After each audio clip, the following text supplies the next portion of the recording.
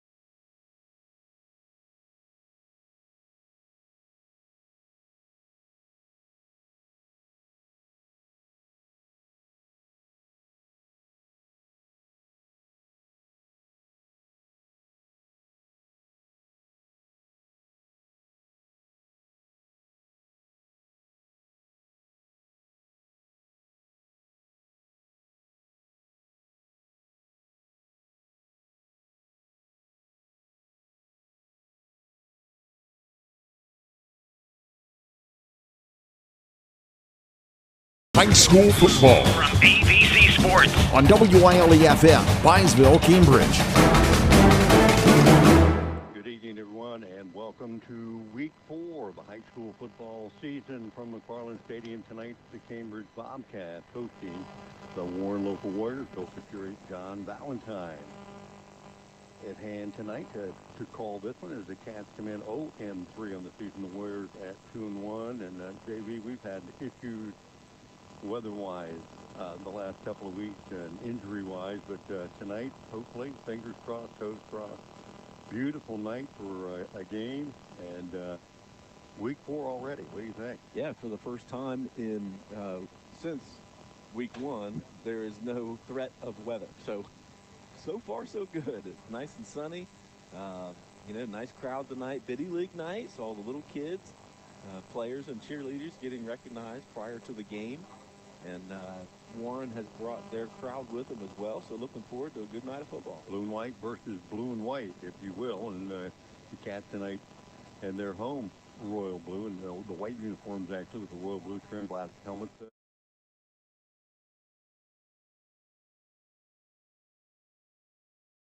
We are streaming tonight's game on YRP TV, courtesy of Cam Summers and his Mid-East students. We thank them for that, and also on the radio side on 97.7 WILE. 0-3 on the season for the Cats coming in, and it's been a struggle. They've had some injury situations, particularly at quarterback, but they have not been able to generate a lot of offense through 3 games. 0-3, scoring 13 points. Week 1, 7 in Week 2, but not a point last week. And that obviously needs to get fixed a little bit. What the Cats going to do? Yeah, hard to win games when you don't put the ball in the end zone. So, it's going to be, we knew it was going to be a little rough, certainly early in the season, to get the offense moving. A lot of new faces, a new quarterback, a lot of new things going on, new coaching staff. So, as a young team, it's going to be tough to be able to move the ball offensively. So, Cats last week just kind of ran into a buzzsaw, and Meadowbrook played really well. Cats, Michael McHale coming back tonight, who was our Week 1 starter at quarterback, hopes to give the Cats a little bit of a shot in the arm to get the offense moving a little bit. But Cats just need to rebuild, start from scratch. Don't throw your game plan away. Go back to what works. Move the ball between the tackles when you can. Get your quarterback out in space a little bit and give him some options. But also need to turn up the heat a little bit more defensively as well.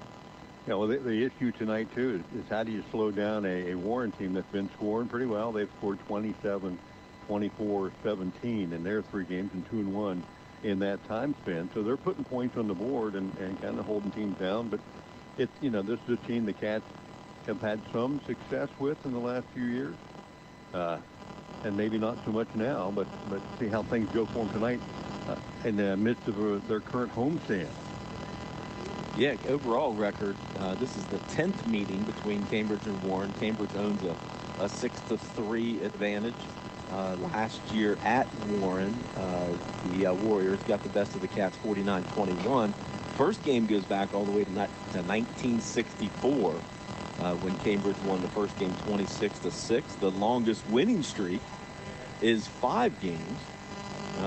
The first game, obviously the current winning streak is 1 game with Warren, but 5 games owned by Cambridge included 67, 2018-19, and 21-22. Bobcats certainly having their hands full tonight as they take on Warren here at McFarland Stadium. We're going to step out in our pregame, come back, take a look at tonight's starting lineup right after these messages.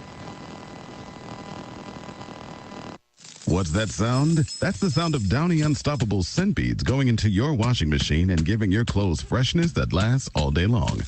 There it is again. It's like music to your ears, or more like music to your nose. That freshness is irresistible. Let's get a Downy Unstoppables bottle shake. And now a sniff solo. Nice. With Downy Unstoppables, you just toss, wash, wow, for all-day freshness. Hey, can you blow up some balloons for Jack's party? I can't. I'm so congested.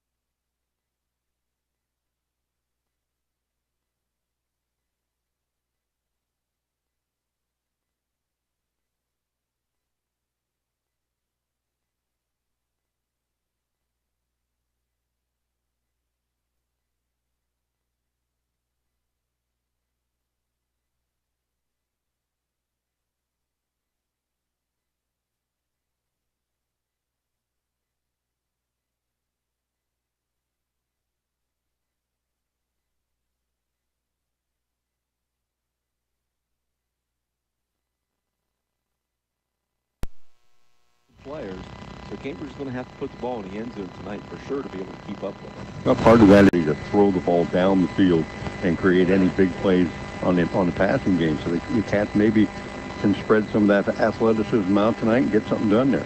Yeah, I mean, you look, A.J. Lawrence is athletic enough to be on the field every play. So whether he's behind center in shotgun, put him out in the slot, somehow you're going to have to get the ball in his hands to be able to keep the offense moving.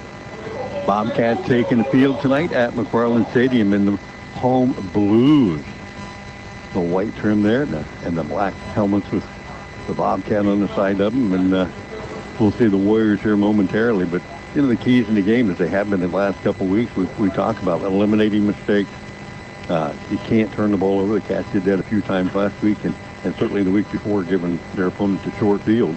You got to eliminate those and just try to shore up what you can. Sure, and you know, defensively, had a conversation with a couple fans today, and you know, they're asking about defensively, how can we get these guys to keep the other team out of the end zone? I said, I don't know if it's really keeping them out of the end zone. It's important. I think you got to start with baby steps, right? Just form tackling, getting your shoulder pad in their gut, and being able to try to force some turnovers. But you know, the last couple of weeks, Cats have been kind of tackling some guys high at the shoulders, that kind of thing, and you know, especially when you have good running backs or good guys to be able to bring down, you got to get those legs. So get that shoulder pad in their gut, get in front of them, and put the pressure on them. So, you know, just start from scratch that way and build upon that as the season goes. I want to thank our sponsors for tonight's game, Valentine Insurance, Tony's RV Sales and Service, patrons Buckeye Mutual Insurance, Cedar Ridge Behavioral Health Solutions, KLN Construction, West 40 Auto Sales, Doan Ford, WB Green Insurance, People's Bank, and Vicon Services. Pregame continues here as the teams get ready to kick off. We'll take one more break tonight on WILE 97.7 and YRP TV. Back right after this. Attention RV enthusiasts. Stoney's RV is having a model year closeout. Save thousands on your dream RV. Don't wait. Now's the perfect time to get into their winterization schedule and ensure your RV is ready for the colder months ahead. As a full-service dealership, they've got you covered from sales to maintenance. Need propane? Stoney's has a fill station on site. Plus, check out Stoney's massive parts and accessory store, the largest in the area. Visit Stoney's RV today and drive away with incredible savings. How can you select from insurance companies offering you lizards or ducks? When it comes to protection for your home and auto, you want a company that provides quality insurance products and personalized, fair, friendly claims service. WB Green Insurance represents Westfield Insurance. Their reputation is based on sharing knowledge and building trust. Westfield has been around the neighborhood over 150 years. WB Green Insurance welcomes the opportunity to quote your home, car, and business insurance. Don't be fooled by lizards and ducks. Call 439-1329. I was sitting in my car, and it wouldn't start. I lifted the hood, and the engine was falling apart. What would I do? My eyes filled with tears. Then on the radio, I heard of West 40 by Pay here, where for a little money down and a little each week, I can have a car, nice, shiny, and sleek. So I walked in the door, and I put the money down. Now I got a nice car that I can drive around. West 40 by Pay here will help rebuild your credit. The corner of Dewey and Route 40 in Cambridge. Don't you forget it. West 40 Auto Sales, corner of Route 40 and Dewey Avenue in Cambridge, is home of a guaranteed credit approval, with most loans approved while you wait. Go to their website to fill out an online loan application, west40autosales.com. You'll also find their weekly special listed there. High school football From PVC Sports. on WILE-FM, Byesville, Cambridge.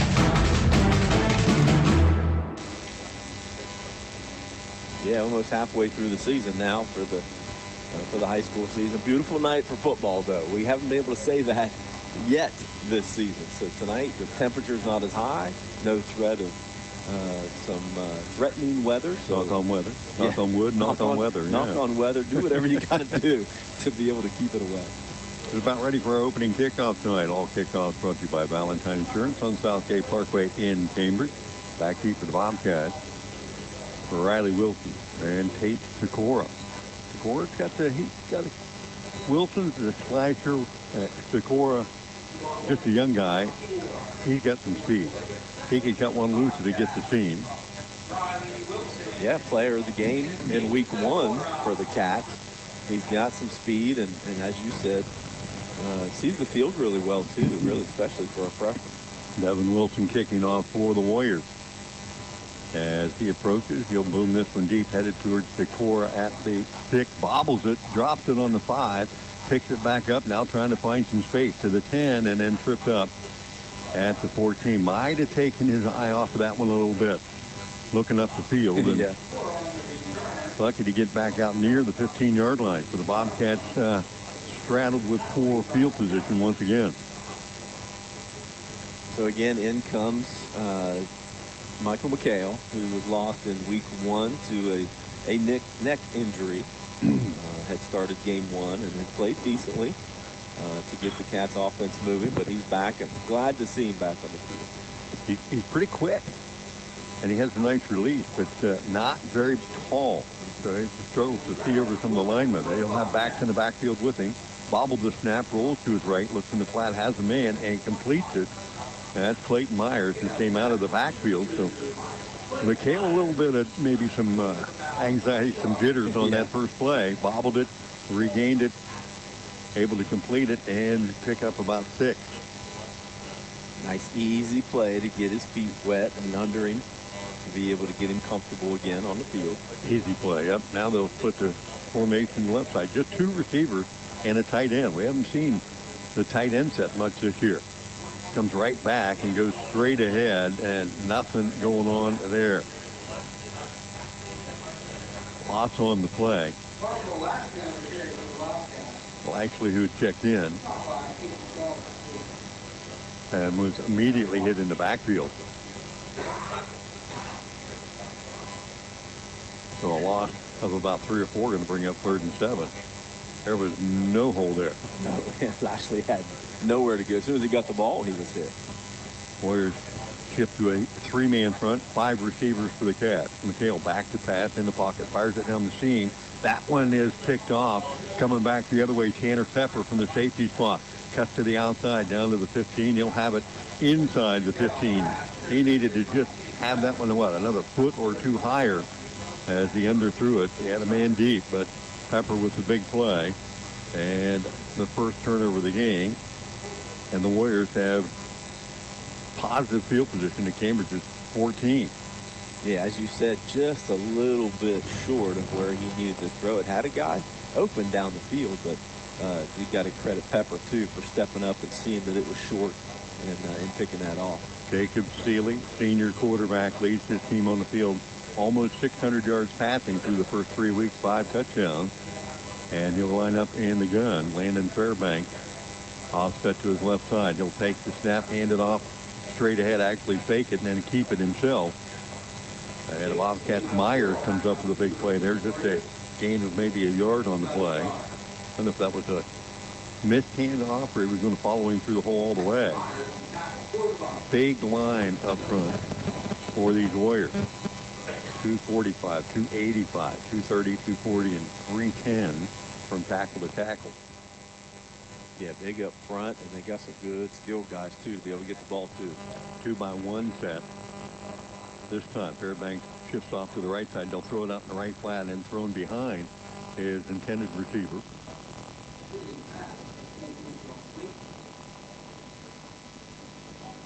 Trying to get it on the outside. Look like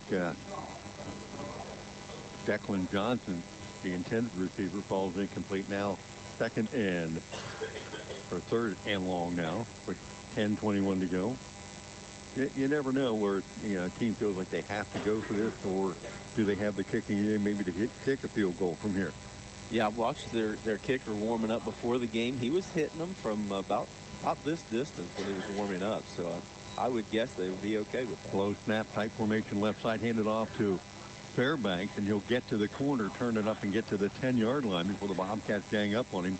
Myers there, Shaw there, and Wilson for the Bobcats, bringing up 4th down. So the Bobcat defense stiffens up here, and it does look like they're going to bring on the kicker. So it'll be 4th down. Ball's on the 10-yard line. If they do indeed place it down, Seeley's going to be the holder, and Devin Wilson the kicker. Left hash, and it'll be a 27-yard attempt. 4th and about 6. Waiting on the snap, right on the tee, puts it down, kicks it up. Boy, that's got plenty of distance, and it is good. So 10:08 of the first period, and off the turnover, the Warriors make good. A 27-yard field goal puts them on top. 3-0. Hey, you got to feel pretty good if you're Cambridge on the defensive end there, off of a turnover and a good return by Pepper off of that turnover, to be able to hold Warren's pretty efficient offense to only 4 yards and then just give up the 3. You got to feel pretty good about that. Yeah, now he did show, when we talked about whether or not there might be a chance that he could kick that. He had plenty of leg on that. That almost ended up in the basketball courts down there by the Army. So 3-0 on a just a, I don't know, they had 3 plays. They didn't move, 5 yards maybe. Yep. But they get it done. So the field goal good by Wilson, and he'll be on for another Valentine Insurance kickoff. Kicked the last one down to around the 10. Shakur did not handle it cleanly. Let's see if he'll do a little better this time. Just a couple of minutes in here, 3-0. Your scoreboard update brought to you by the Bradley Lending Team with First Ohio Home Finance. Wilson waiting for the nod.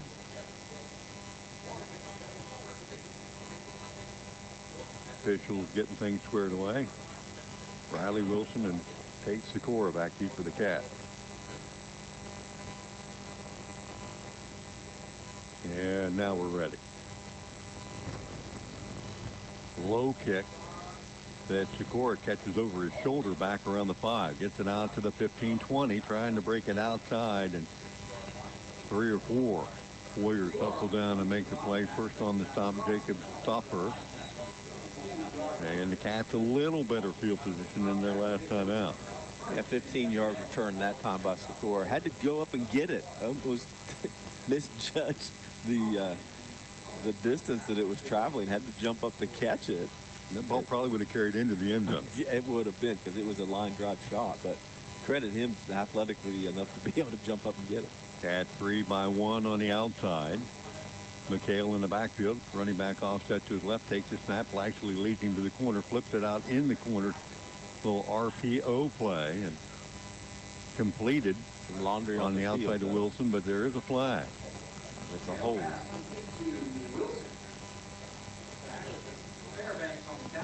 So they call maybe an illegal formation here, that somebody was covered up and went down the field. No, the white hat signaled holding. Yeah, I was looking at the umpire and seeing what he said. Now they're talking it over. Yeah, looks like Warren's going to decline the penalty. Loss on the play of a couple yards, and it will be a holding call. Trying to get McHale to the corner. He's pretty quick. The Cats already have called a play, and they're ready to go. So they'll decline the penalty. The play stands at a minus gain. It's a couple. And who caught that ball out there on the outside? I think it was Wilson. Wilson. The Cats will flip that formation 3 wide to the right, 1 to the left side. McHale, running back offset to his right side, is Lashley straight ahead. Makes a nice cut. Has a couple guys miss. Check that. That's Clayton Myers, actually. And Myers gets it out over the 25, near the 28 or 9. So gain of almost 10. And the Cats have a makeable third down here. Third and a long 3. Cats shuffling in some different running backs tonight. Each one of those guys has a different step. Yeah. Yep. And now they have Riley Wilson in the backfield. Yeah, you got him in the up back. I think Myers the deep man and 2 wide out. Third and short. Handoff to Myers deep, and he had to make a move in the backfield. Devin Legleitner there for the stop. And got him before he really got much momentum. And it'll be 4th and 3. Cats will be in a punting situation, and that'll bring on the Bobcats punter, St. John Gibson. Nobody back deep yet for Warren. They're not convinced, are they? Not convinced the Cats are in the punt. Now Pepper will drop back deep near his own 40-yard line. Good snap.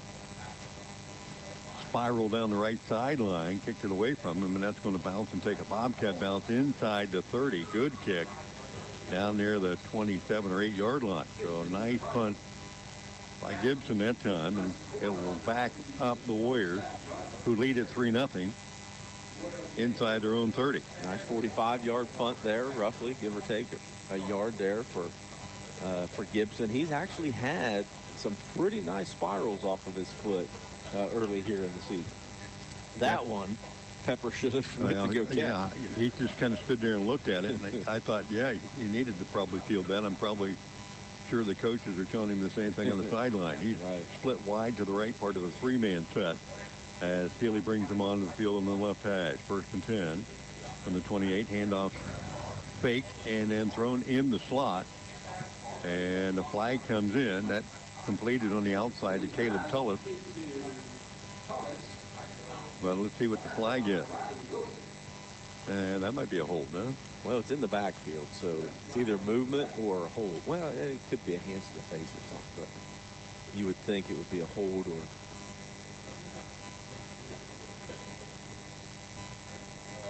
an eligible. an eligible receiver. So the formation covered up the man that went down the field. Yeah, that'd be my guess, because I couldn't imagine one of the linemen got downfield that quickly. Or the receiver that caught the ball was not. It should have been on the line of scrimmage and wasn't. So, yeah. in any event, the penalty will be assessed. And it'll be 1st and 15. Pretty good play action that time. He had the defense sucked up Eric Carr in the backfield. He is the leading ground gainer so far for the Warriors. Bunch formation to the right and a 3-man set. And they'll hand it straight ahead to Carr. Cats make contact with him at the line of scrimmage, but they'll carry him out across the 25 to close to the 27. Quillen underneath that pile for the Bobcats. Gain of about 4. Yeah, Fairbanks had a real good game against Cambridge last year. This is Carr's. I don't know if Carr had a lot of action last year, but there's been a lot of peppers, and Sealy had a good game, and Fairbanks really tore up the Cats last year. So, having that split backfield is huge for Warren to keep Fairbanks healthy. Motion across, they'll flip it out there, double pass. They get it to Pepper, and he'll throw it down the field, has a man wide open. The Cats were fooled on that. Going to be an easy touchdown play. It looks like Nick Cressy on the reception. He's got 221 yards on 7 receptions, coming in 3 touchdowns, giving 4 touchdowns now, as that play covers about 73 yards. That'll add to the stats. A double pass as Pepper finds Cressy. He actually had 2 receivers downfield. Neither one of them had any defenders anywhere near them. Extra point attempt by Wilson. Low snap. Got it down, though. Still a good hold, and the kick is up, and it is good. So with 7:14 left here in the opening period, what Warren Local has opened up now a 10-0 lead. That time utilizing the whole field, but it only took them a couple of plays to cover the 72 yards, and they do that with a big double pass. Yeah, you don't see that play very often. Well, no, but once your quarterback throws it backwards, you know exactly what's coming. So you're going to have to be able to read those keys on the defensive end. But credit Warren for coming out with a great play call. 10-0. Warren Local on top here. Your scoreboard update brought to you by Bradley, the lending team, the First Ohio Home Finance. We're thanking our sponsors for tonight's streaming game, and here on 97.7, KLN Construction, Bicon Services, People Bank, Patrons Buckeye Mutual Insurance, WB Green Insurance, and Doan Ford. 7:14 to go still in this first period, and Cats have had it twice, turned it over once, a punt. But they gave the Warriors a long field, but boy, they were able to come up with a big play. Yeah, again, great play call. Look, credit Cambridge's defense. They've been flying around a little bit so far early in this game, coming up and making tackles. But I think the aggressiveness bit them in the butt there, because they were so aggressive coming up on that first pass over to Pepper, the backwards pass, that they just left a couple of guys wide open. So some more confusion here with the footballs. Now, most teams have a certain kicking ball that they like to use compared to the one they regularly use when they're on offense. Maybe that's what the confusion is here, but they've switched balls on both kickoffs here. Wilson, another Valentine Insurance kickoff, booms this one deep ahead again to Secor, who comes up and catches this one on the run at the 10, straight up the sideline. 20, 30, 40, a flag behind him, has one man to beat, could take it all the way, but there's laundry on the field as Secor will take it to the bank, but hold that butt.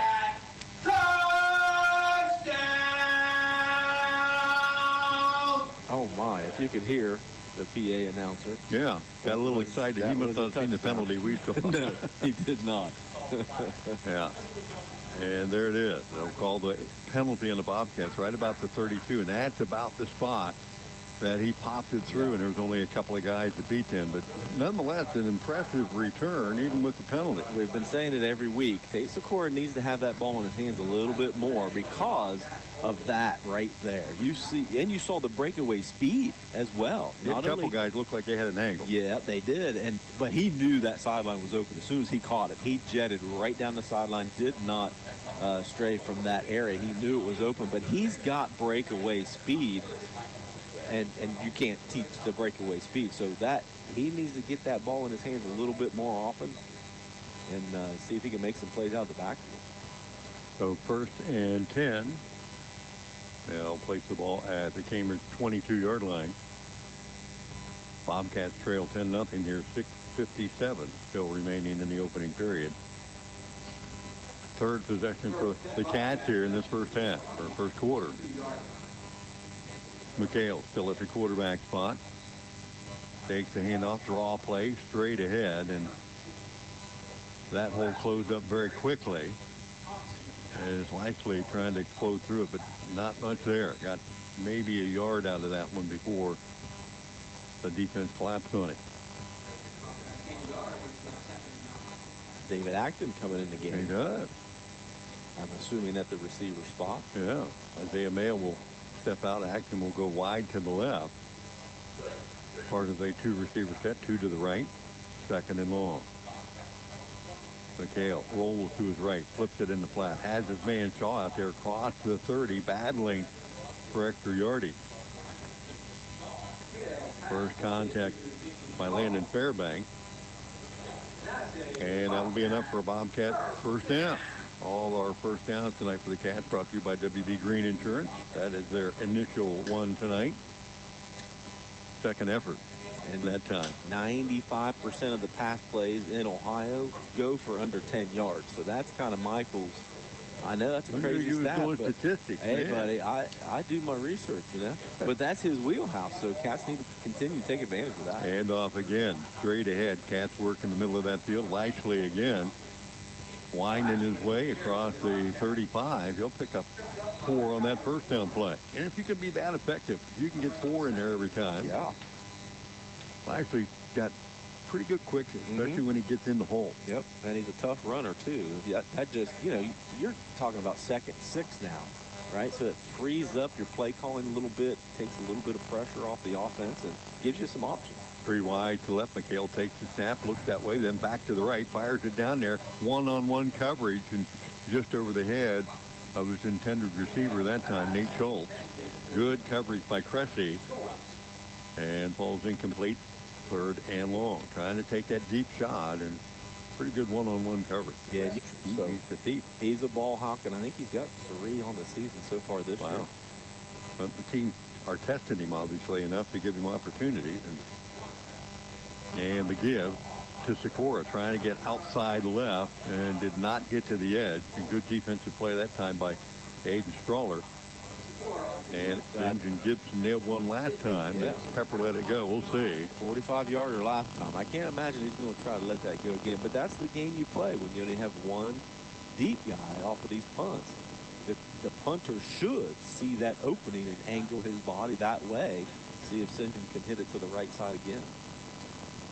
Defense, it's like they're trying to hold off the Bobcats. This one squibbed off the side of the kick, and the flag comes down.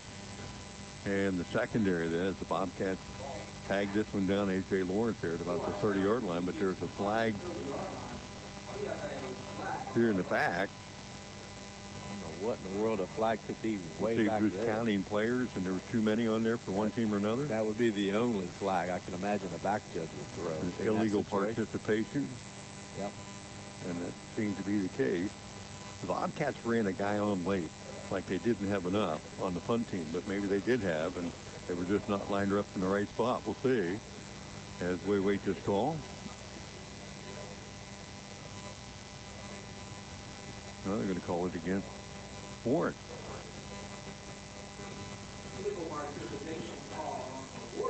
That will be the call. Hope you're enjoying tonight's stream. Beautiful night for football here at McFarland Stadium. Thank our sponsors, West 40 Auto Sales, Doan Ford, Tony's RV Sales, and service, and Cedar Ridge Behavioral Health Solutions.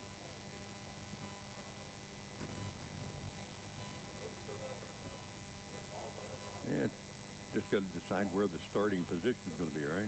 Yeah, that's what they're trying to work out now.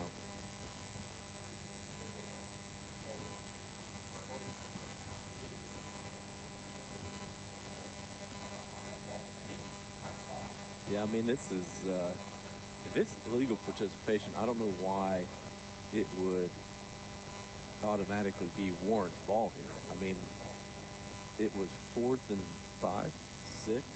5 or 6, yeah. And it's a, I don't know why the possession would be retained by Warren. There's discussion going on both sidelines here with the officials and the coaches. We can let them sort that out and take a needed 30-second break if we can figure that out. We can't, huh? Well, now they're coming back. Looks like they're going to mark the penalty off and try again here. Now, there we go. See, that just doesn't make sense to me. Why you'd give the ball back to Warren here? But if it's a 5-yard penalty, it's a 5-yard penalty, and Cambridge still retains the ball. A 5-yard penalty makes it 4th and a half yards, so maybe the offense comes back out for the Bobcats. Sure. And absolutely. Look, absolutely. Why not? You're 0-3. You're down 10-0. Why not? You know, get some momentum and have some fun here. Well, but you better have your best play call too. They're marking off a lot of yardage here, so that's going to be a first down. First down for the Bobcats. Now I am. The chain gang is too, because they don't know which way to run the chain. Right. I don't think anybody knows what's going on. So one way or another, the Bobcats came out of this thing with first down and pretty good field position there, the 48 of Warren. So they tried to set the chains over there. Cats get a WB Green first down, courtesy of the guys in stripes. McHale. Handoff. Lashley, the deep back, stacked up at the hole, nowhere to go there. And pulled down from behind Devin Legleitner. Got a yard, maybe 2 out of that one. The Cats, you're in the other team's half the field, maybe a 4-down territory at this point. Cambridge in and out of the huddle quickly. 5-man receiver set. Just 3 defensive linemen for the Warriors. McHale. And don't forget about McHale keeping the ball here for a run as well. Throws it quick and short across the middle. Completed. Bobcat Fabian Shaw, another couple yards, 2 or 3 that time, and quickly knocked down by the middle of that defense, Owen Thompson.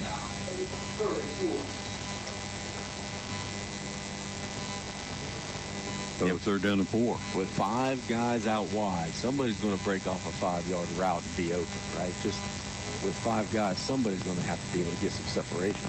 So I'd like, man, wouldn't that have been nice to be able to be a QB with 5 wide? 2 by 2 here as Lashley rolls to the left with McHale, and he's going to be sacked quickly. Nowhere to go that time. And Landon Summers on the stop. Number 55. Man, he got in there just about as quick as the ball did, and it's going to be 4th and long, and the Cats are going to have to punt it away here. So it extends the inevitable a little bit, but they get it done anyway. Yeah, now it's an easy decision. So Gibson back at his own 38. Pepper's going to run off the field. Probably realized maybe they had too many guys out there. He gets off the field. And this punt's going to fall uncontested at about the 15. Take a Bobcat bounce down to the 13 and be down at that point. 2:25 left here in the opening quarter.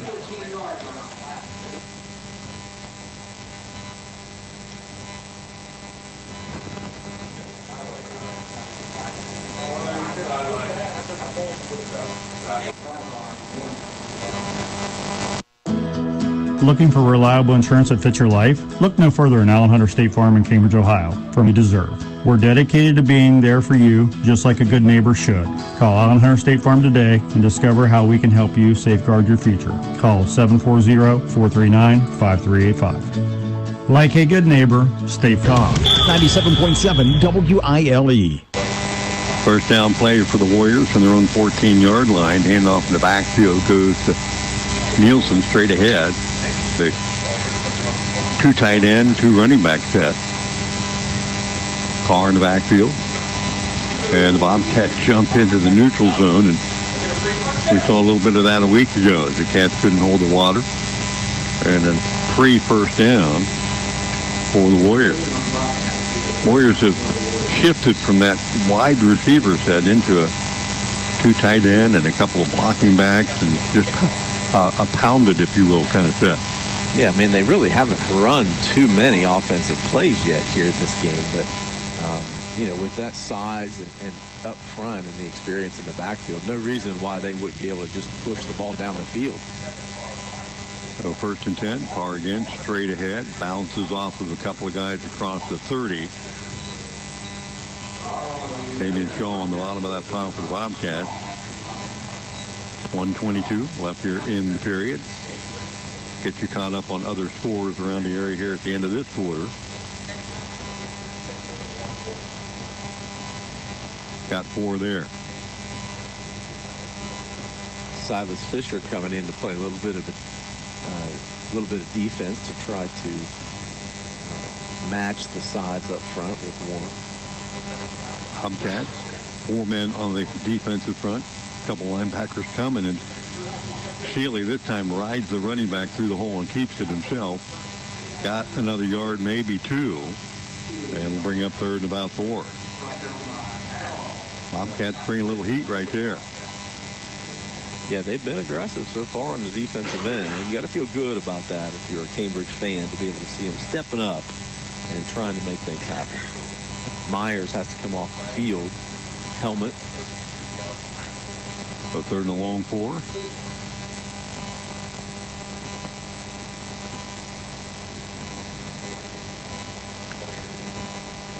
Warriors have scored their first 2 possessions, a field goal and a long touchdown pass.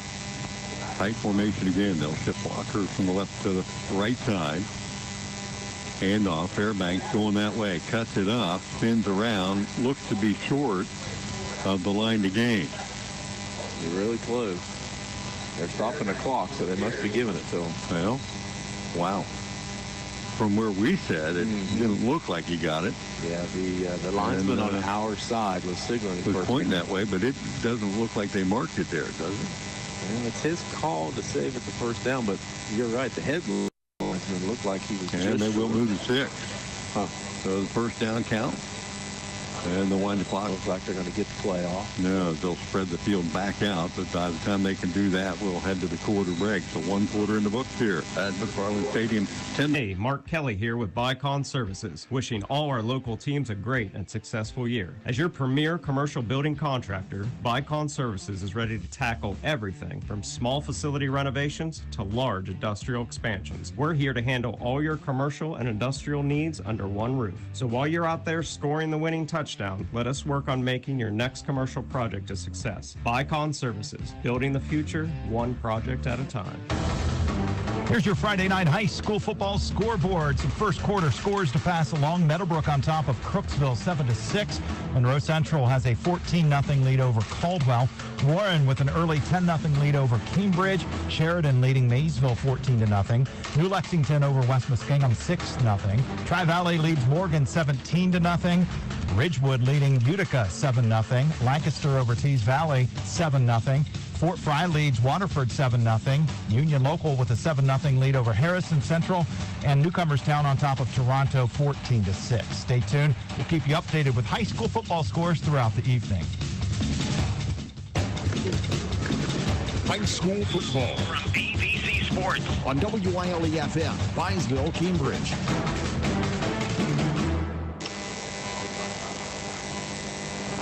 And unplug the power cord, huh?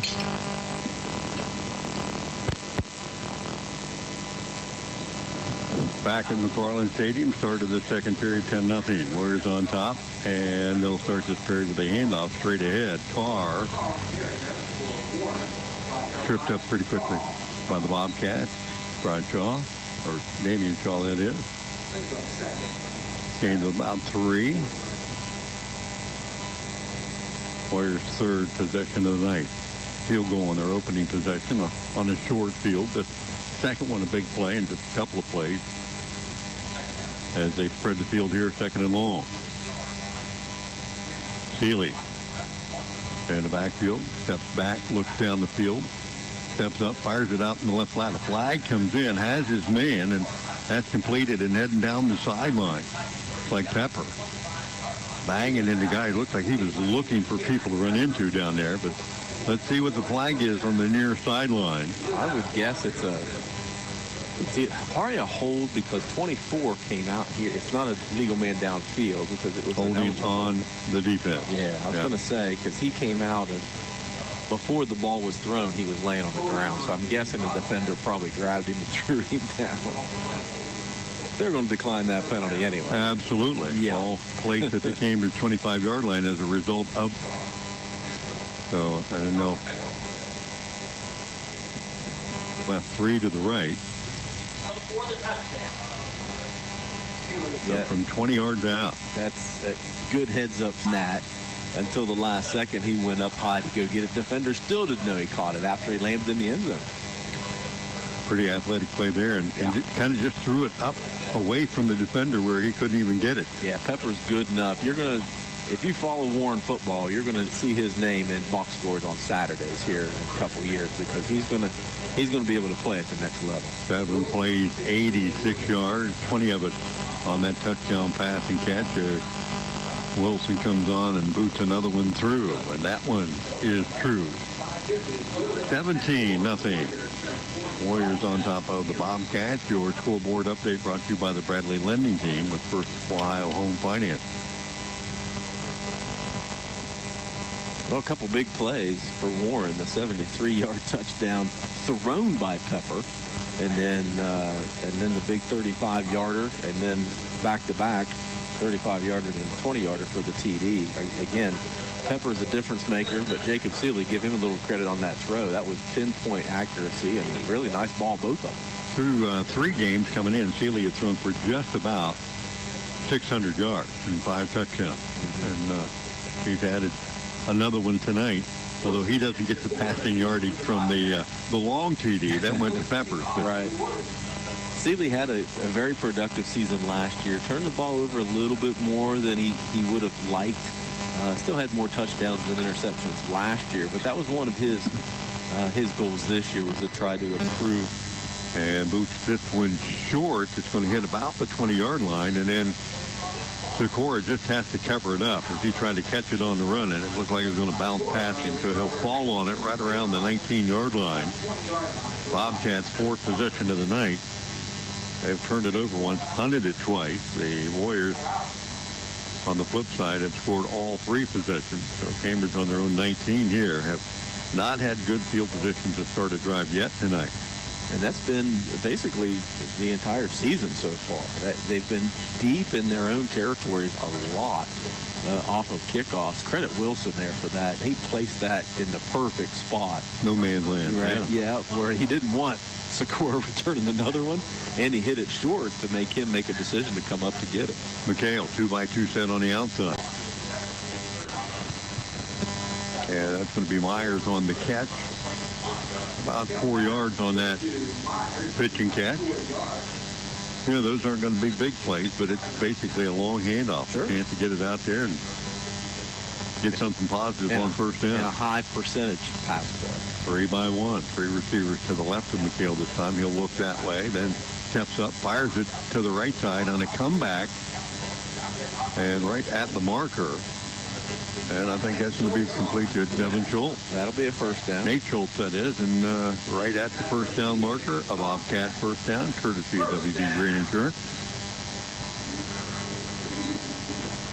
Cat's got something going here. A couple of positive plays, 10-16 as they shuffle the receivers on the outside a little bit. And converting on those short pass routes just gives you more flexibility and spreads the defense out to open up the running game. Kale handoff straight ahead. That first down carry that time. And there you go. And that's what we're talking about. It spreads that defense out, and then out about 7.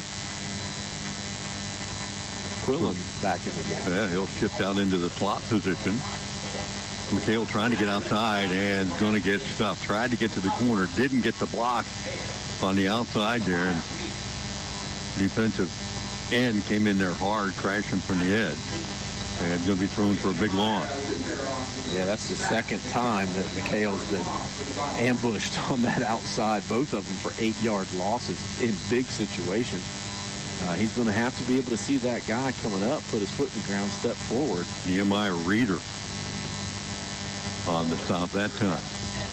3rd and 10, 5 wide for McHale. Steps back, throws it down the middle, has a man, and that is completed. Riley Homko Green right down the seam. And big play there for the Bobcats. First down. Nice catch. James Payton Nice there throw. made the stop at the Bobcat first down, courtesy of WB Green Insurance, and into Warrior territory. 1st and 10 from the 48. McHale got a little rhythm going here. We'll hand it straight ahead. And again, powerful run by Clayton Myers. Fitting his way, or check that Lashley on the carry down to the 44. So Lashley. Again, Cats, they're rotating those guys in, keeping them fresh. Absolutely. It's huge. And Cody Quillen hasn't yet to have a carry so far tonight. So, and that's okay because you have some other options to keep him fresh on defense. McHale finds Wilson left flat, breaks one tackle inside the 40, shoved back. He's close to the line to gain, and if they mark it, they will. As you said, the linesman comes in and says, move those sticks. Another WB Green first down. Bobcats' best drive of the night. Couple of runs, some short passes, hit the seam with the tight end, and 7 plays later from your own 19, you're in 4-down territory. Under 8 to play here in the opening half. Down 17-0. Cambridge on the move. McHale, high snap, pulls it down, hands it off, big hole, popping it through. Lashley spins his way down near the 20 and inside the 20 for another Cambridge first down. Lashley that time, what a hole. He didn't get touched till he got deep into the secondary. 4th first down of the drive, and the Cats quickly back on the line again. Cambridge pushing the tempo here again. Straight ahead. Lashley finds a little seam and then pulled down. And Lashley gone down for maybe a gain of 2 or 3, but did the ball come out? Yeah, what the discussion is. Beanbag came on the field for sure, but maybe there must have been a whistle first. Because everybody was kind of standing around when they threw the beanbag. They're going to say a whistle had to have blown. That seems to be the discussion. Yeah. And neither team shuffling personnel unless something hasn't been decided. So didn't get to mention the previous play where Lashley gained that 20 yards out the middle. Did you see the nice move he put on the safety to be able to gain another 10? That was a nice move by Lashley. Yeah, he's like a zigzagger. Yep, little head and shoulder fake. I'll let that signal. There's 2 or 3 signals there that I don't think you know. A lot of them. Sign language, I don't know either. So. Whatever it was, I think Cambridge is going to keep the ball. I think they're going to take the result of the play.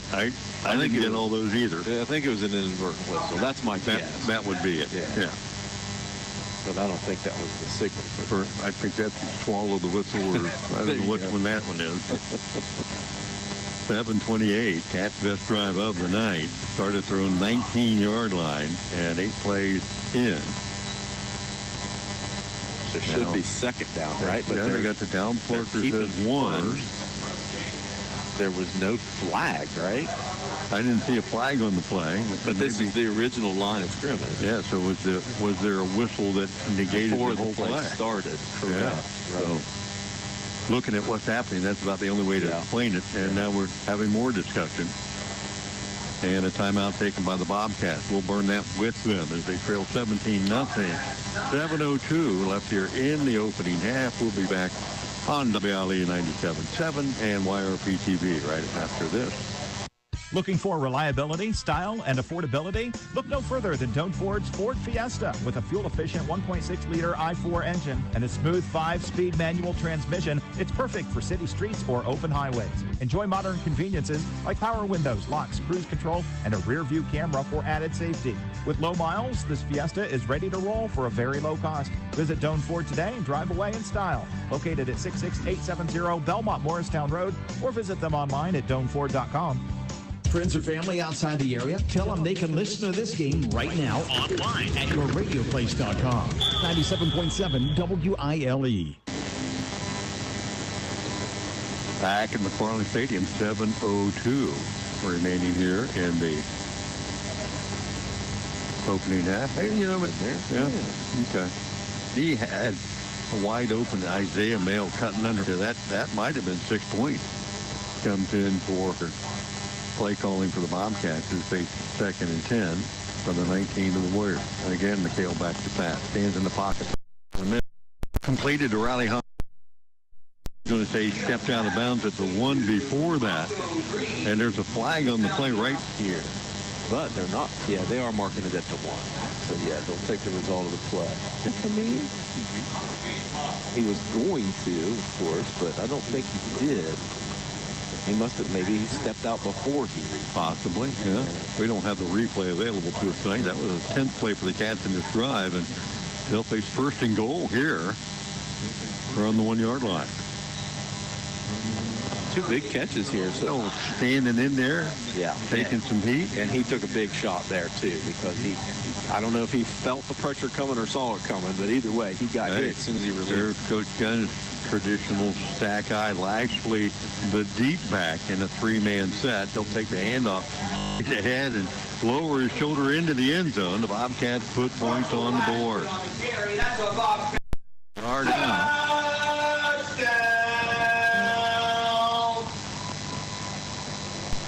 Lashley, a 1-yard.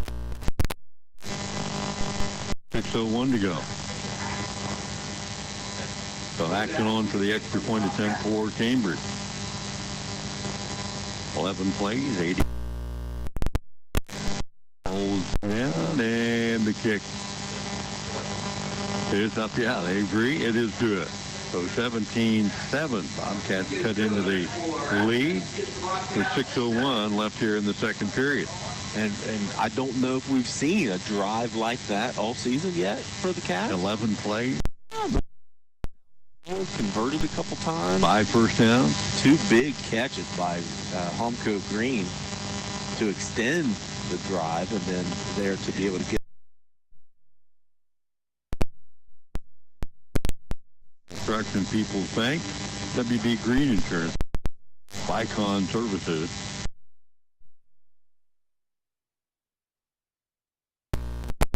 Tonight, trailing 17-7. And we got a ball game. Yeah, just like that. All of a sudden, Cats find themselves back in the game.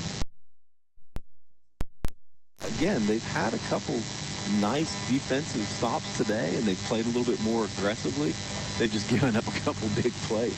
Well, the double pass was the fooler. You know, you got a lot of young guys still playing on defense, and they got sucked up on what looked like and sending everybody every play. So, of course, they made an adjustment to that. Back deep for the Warriors. Carr and Strahler as Acton with the Valentine Insurance kickoff boots this one across the field, and that's going to be Carr at around the 45-yard line. They'll drag him down after a huge gain down to the Bobcat 41-yard line. So the Warriors set up in great field position once again. Yeah, Acton playing safety there. Had to. Boy, luckily he did, because Carr would have had him sick. Mark it at the Bobcats 42-yard line to start this drive. Warriors have scored on every possession tonight and set up to have another short drive right here. 5:52 left in the half. 17-7 for Warren Local. And they'll go back into that tight set here at the 42. Daly. And straight ahead the car and into the middle of that defense. You got 21 guys standing in about a 3-yard area. So there's not a lot of room there for him to run, and consequently, he only got a yard or two. Yeah, Cats only giving up. Call them bangers more than breakaway guys. And with the line they got up front, they're pretty content to do this. Yeah, and they're big backs, as you said. I mean, they run hard. Fairbanks a little bit more of a scat back, but still. 3, maybe 4 on the play, brings up 3rd and 5. And, you know, if they're happy to take 3 or 4 yards and run 4 plays to get a first down, it could be the philosophy here. With 4:52 left in the half, probably would call this 4-down territory. Yeah, with that offensive line, you got to feel like you have an advantage anyway. Obviously, in size, geez, the smallest guy on Warren's line is bigger than the biggest guy that Cambridge has, so they should control the line of scrimmage. Fairbanks checked in. He's going to lead Sealy on the roll left. Got under pressure. Ball is up and thrown and incomplete. Great play by Sikora to come up and break that up. Trailer out there was open, but as you said, Sikora broke on the ball, got enough of it to knock it down, and it's 4th down. And think if this was going to be a 4-down situation, you might have run it 2 times there, but Sealy's been on the money most of the night. Hadn't thrown it a lot, but he put it on the money when he had. Yeah, and that was on the money, but it was a little bit late because he was rolling to his left. He didn't have the body control to be able to get a lot of heat behind it, so it kind of fluttered a little bit, gave Sikora enough time to come up and make the play. They got a hustle here, and I thought so. They might call the timeout, and I believe they are. Running up against the play clock, winding down and hustling out of the huddle, so they will call the timeout. The Warriors leading 17-7 with 4:12 left here in the opening half. Bobcats facing a big 4th-down defensive stop here. The defense has done some good things here in the first half. Yeah. Need one more right here. Yeah, this would be a big one. Turn the ball over here and get the ball back with enough time to be able to put the ball in the end zone again. Get the offense back on the field. Try to get things going. Thank our sponsors for tonight's contest. Valentine Insurance, KLM Construction, Icon Services, People's Bank. Well, listen to high school football tonight on WILE 97.7, streaming live tonight on WirePT TV, and get all the free services of Cam Summers and the Mideast students here learning on the go with our cameras. And helping us to be able to stay connected, or at least hopefully stay connected. I think we had a little buzz or hum earlier, so yeah. Warriors, hey, coming out, and they're going to go for it on 4th down. Straley will spread the field. Fairbanks handed off to him. The reverse peppers the pass. Wide open man. Caught it to 10 and down to the 2-yard line. That's going to be Caleb Tullis. And again, the Bobcats a little aggressive in the defensive secondary, leave a man open, and a big play. Peppers with his 2nd completion of the night probably should have been a touchdown. Oh, yeah, for sure. So 1 first down in the drive, and it puts them in a 1st and goal situation. Cambridge's defensive backs, and he can throw it, and pretty well. So back into that power set. The Warriors make good on the field position, and in 4 tries tonight have scored 4 times. This one, Fairbanks from the yard west. Well, again, the big play hurts Cambridge again. That coming off of a timeout, too, you got to kind of think, okay, well, you know something's going on here, right? They're calling timeout. They're trying to call a big play here. And Wilson's extra point attempt is up and good.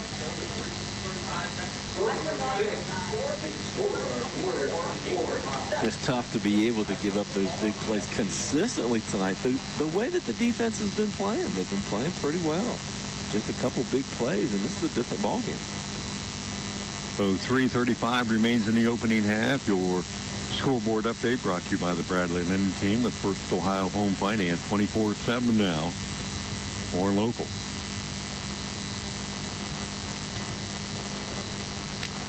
Stay tuned. Halftime. We'll have our halftime show brought to you by Dave Hilliard and our other BK, Fred Klein. Little BK. Little BK. Young BK. No, there you go. Young BK. That's right.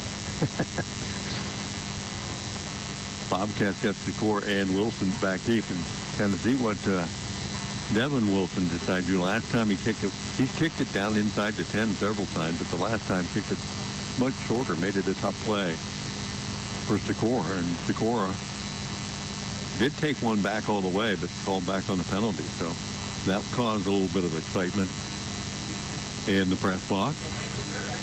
And they'll boot this one deep. Secor will see it bounce on the 12, take a couple bounces past him, and inside the 5-yard line, he'll go to a knee to pick it up and actually be down there. So Tate Secor, for all his athleticism, and continues to show some inexperience. He's had a couple of those this year where, and that's what he bounces, but that just got to give it a little bit of room and see which way it bounces and not get so close to it. You get a little bit better reaction. He'll learn. Cats from their own 3-yard line have started every drive inside their own 25. This will be a little tougher. 3:32 to go in the half. Warren does have a couple of timeouts left. If they can stop the Bobcats here, could get it back in pretty good field position. And hand it off and straight ahead. Did he get out of the end zone? Not by much. Well, actually on the stop, I think Lawrence has checked in at quarterback.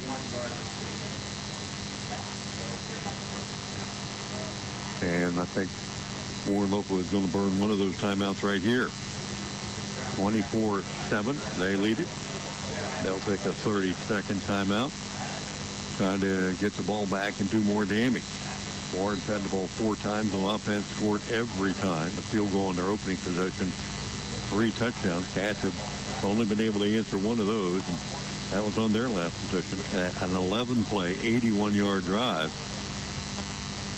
where they mixed it up a little bit. I don't know. Do you feel like at this point you have to mix it up even on your own 1-yard line here? Well, you certainly can't run a stretch play. That's for sure. They're going to be going backwards. Something to get the quarterback out of the pocket, maybe, to be able to give him a little bit of cushion and hit that little flare route again, 5-yarder, something like that to give you a little bit of cushion. But you're on the 1-yard line now, so any run up the middle is going to be real sketchy. Yeah, quarterbacks don't go under center anymore, right? Right. So Lawrence, the quarterback, likely is offset to his right. Trying to spread the field a little bit on offense here. Takes the snap, throws it quickly out in the left flat. That is complete. Myers will haul it in, but I don't know if he gained anything on that play. Might have got out to the 2. Gets the clock winding again, and the Warriors will bank on another timeout here. 17-7. We got 1 queued up to go. Yeah, well, let's do that. We'll take a quick break too and come back with the last couple of minutes of the first half right after this. KLN Construction is your top choice for exceptional building services. With a solid reputation for quality, we bring your visions to life with precision and care. Our team is reliable, ensuring every project is completed on time and within budget. Trustworthy service is our hallmark, making your experience smooth and stress-free. From residential to commercial projects, my team at KLN Construction has you covered. Contact us today at 740-680-1364. Built on trust, focused on quality. High school football from PVC Sports on WILE FM, Byesville, Cambridge.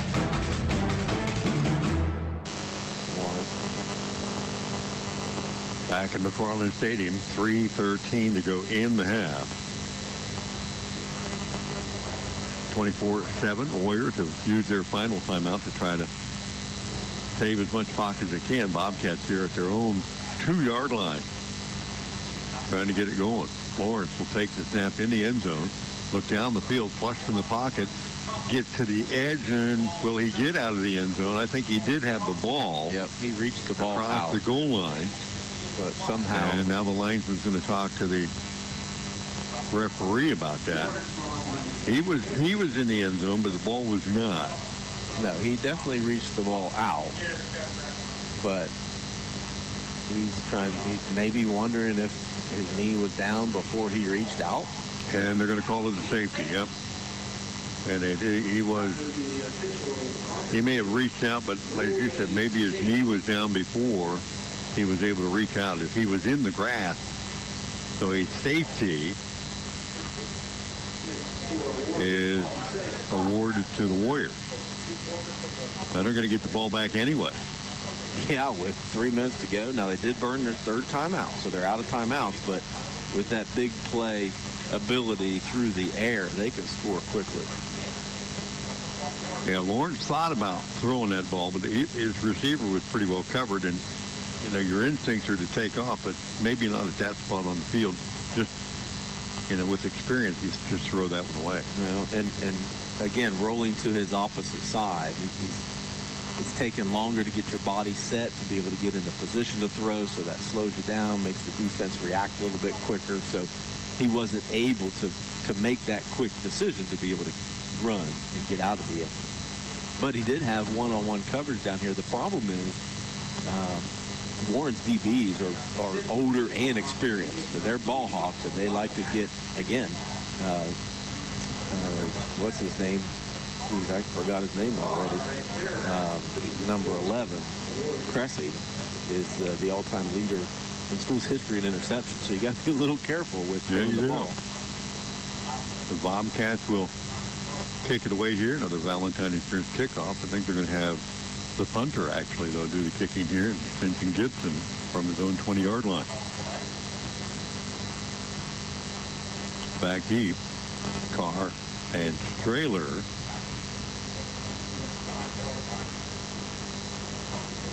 And it's going to be Carr who bobbles it back around the 30-yard line.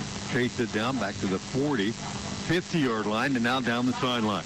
One man to beat, and he'll put a good move on Gibson and race down the sideline and carry a defender in the end zone. And that is a touchdown. 70-yard kick return. As Carr does a lot of that on his own.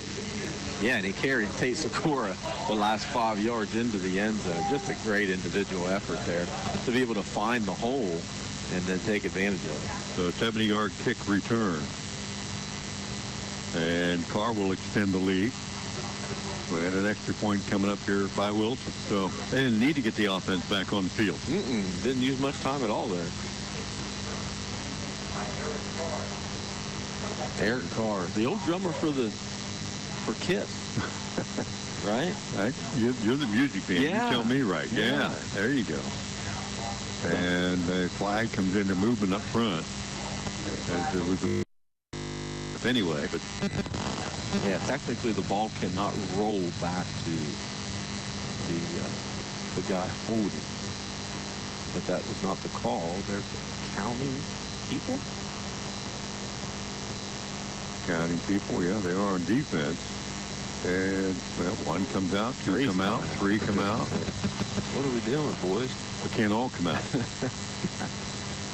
So we had 2 came out. What are we doing? Yeah, I don't know. I don't see that many out there. Are they hiding? I don't know. Well, they kind of blend in with the blue on blue in the blue end zone. Yeah, I see 11. 11 black hats.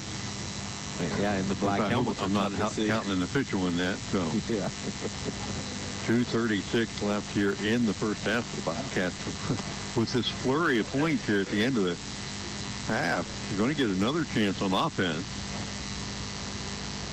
Well, and again, if it's a substitution issue, there would have been a penalty on the snap because the ball cannot roll back to the holder. But that's irrelevant. There must have been a substitution issue. So Sealy on the hold.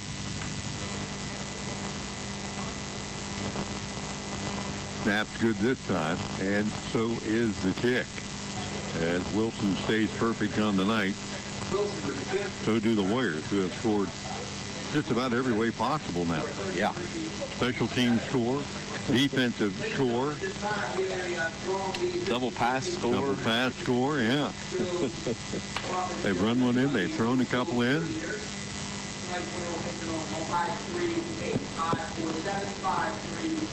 Bobcats have shown a little spark here in the first half, but boy, defensively, they have not been able to find an answer for the varied attack that the Warriors have thrown against. Yeah, the Warriors are a well-balanced team. We talked about that coming in. They certainly can run the ball. The Cats have responded well to that tonight, but with the experience in the backfield and the good receiving core that they have, Seeley's pretty accurate, and he's a pretty decent quarterback. He'll put it where he needs to and make good decisions.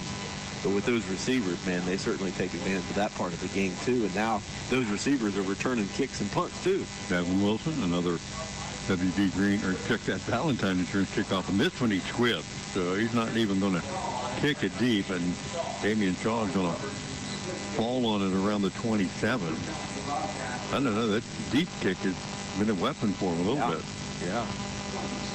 Other than the return by Sikora, which was called back, it's been pretty successful. So Cambridge's offense will take the field one more time here with 2:35 left in the half. Trailing now 33-7. Your scoreboard update brought to you by the Bradley Lending Team with First WILE Home Finance. For their own 27, and believe it or not, that's their best starting position tonight. So Lawrence in at quarterback, Wilson across in motion.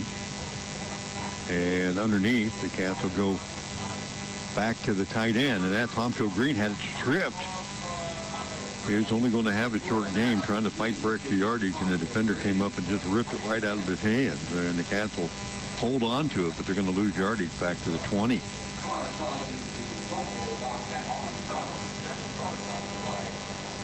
So they do not turn it over, but loss of about 7. Karam's actually off of David Acton and was a live ball as it popped up off of his hands. The ball is incomplete. Stops the clock with 1:45 left. Cats are real fortunate there that did not find the hands of a Warren Warrior. There were a bunch of them in the neighborhood. I think it kicked off of his hand. It kind of looked like it hit a foot the way it bounced clear up the air. Cambridge will stay 5 wide. 3 down men on the rush. And again, the Cats to the flat, trying to hit the deep out. As Mail that time on the dive to the edge falls incomplete. And the Bobcats a quick 3 and out.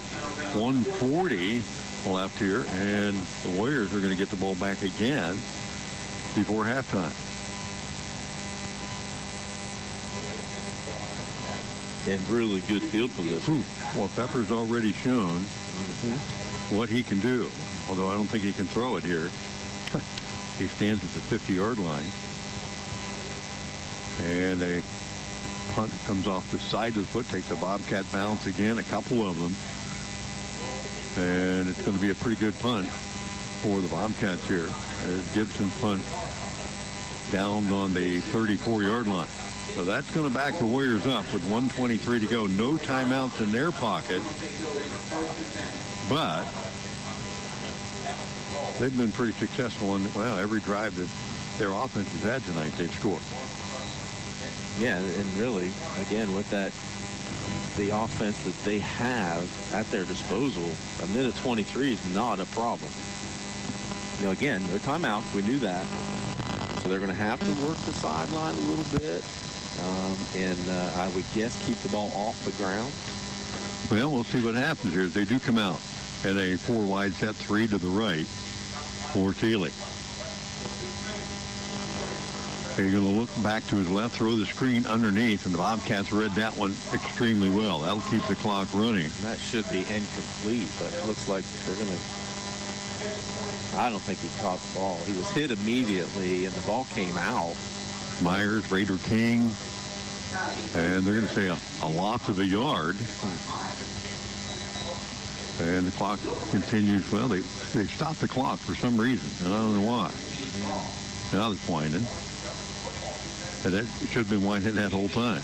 Well, yeah, but they're probably making the assumption that I did. It was an incomplete pass. It was an incomplete pass. Yeah, so. But the referee did not say it was incomplete. Sealy looking back to his left, pumps it that way. Now flush from the pocket. Bobcats miss him a couple of times. Comes back to his right side, throws it down the field and over the head of his intended receiver, Caleb Tullett. And so now 3rd and 10, 49 seconds left in the period.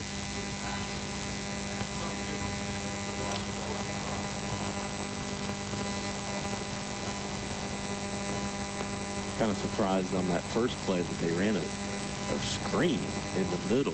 Again, the clock's going to run. Yeah. If he's tackled in bounds, you got to use those sidelines and be able to, if he misses it, it's incomplete, no problem. But if you catch the ball in the middle of the field, boy, that clock's going to run. 1-by-3 set. Here comes Peppers across in motion. Got to watch for him. They'll hand it off on the outside.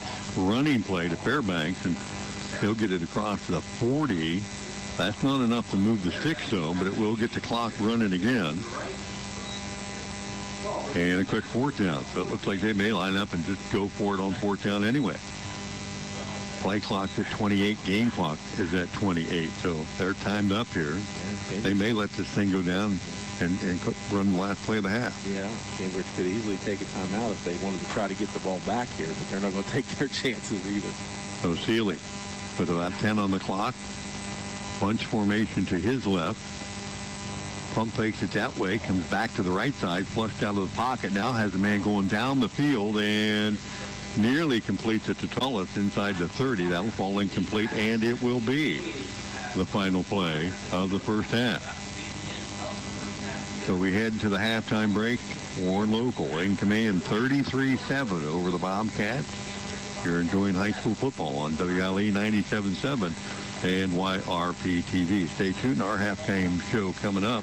We'll be back stat scoring and the second half of tonight's contest right after these messages. Patrons Buckeye Mutual Insurance Company is a proud supporter of high school football. Contact one of the 42 agencies writing for Patrons Buckeye for a quote from your local insurance company covering Ohio. Whether you need coverage for your home, mobile home, cabin, seasonal home, a garage, or even farm equipment, Patrons Buckeye Mutual Insurance Company is located in Caldwell, Ohio, and can help. Visit our website, patronsbuckeye.com. Today is the day you make changes, the day you have looked forward to, the day you take a step to see the you before addiction.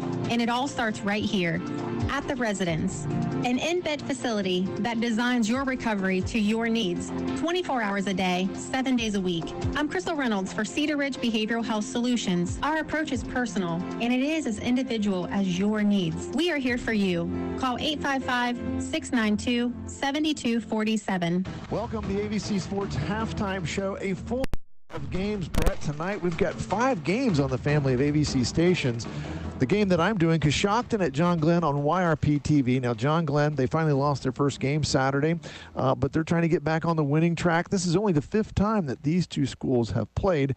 Coshocton won the first 2 meetings, 1922 and 1923, but John Glenn has won the last 2 in 2022 and also 2023. So 20-7 and 30-7. We've also got a game on WILE. Yes, we did. That is the Ward Warriors coming up from Vincent. They're taking on the Cambridge Bobcats. Cambridge looking for their first win on the year. They didn't have very much success in that Guernsey County Super Bowl backyard rivalry, but they are trying to get that first win. Warren, 2-1 on the year, looking to keep their momentum moving, pick up hopefully a pretty decent win against the Bobcats tonight. Also over on KC 105 and YRP TV, we've got the Crooksville Ceramics, undefeated Crooksville Ceramics, Brett, at Meadowbrook, who's 1-2. It's only the 5th game between these schools. I thought they might have played a little bit more than that, but Meadowbrook has won all 4 of these games. 4-21. And then we've also got just a radio game tonight, too, Brett, in Caldwell at Monroe Central. Yes, down in Woodsfield, we have Caldwell, who is coming off of a pretty decent win against Wellsville. They opened up their game at home. Not many games for Caldwell at home this year, but they had a pretty commanding win against Wellsville.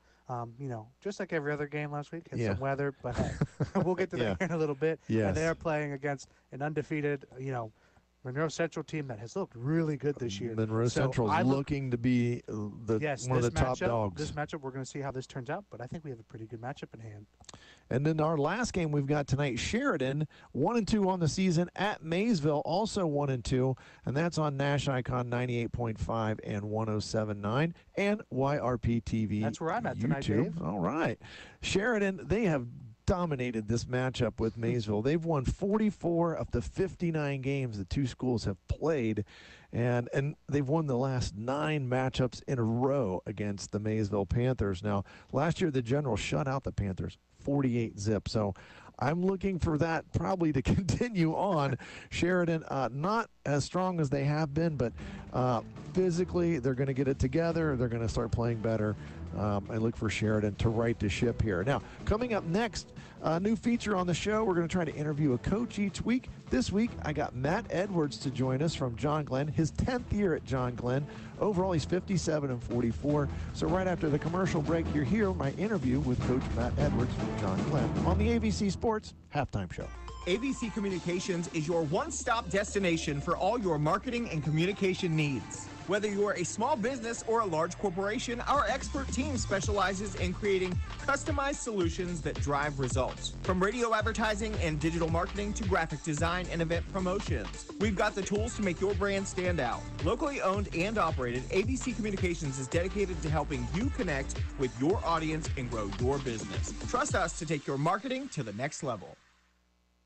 We're welcoming Coach Matt Edwards from John Glenn to the ABC Sports Halftime Show. Coach Edwards, his 10th season here at John Glenn. He's a Muskingum alum. I've got to throw that one in there. Coach, you know, a lot of people forget, when you're the head coach, you're in charge of the whole program, not just coaching the varsity team. So what's something that you try to instill in your program all the way through?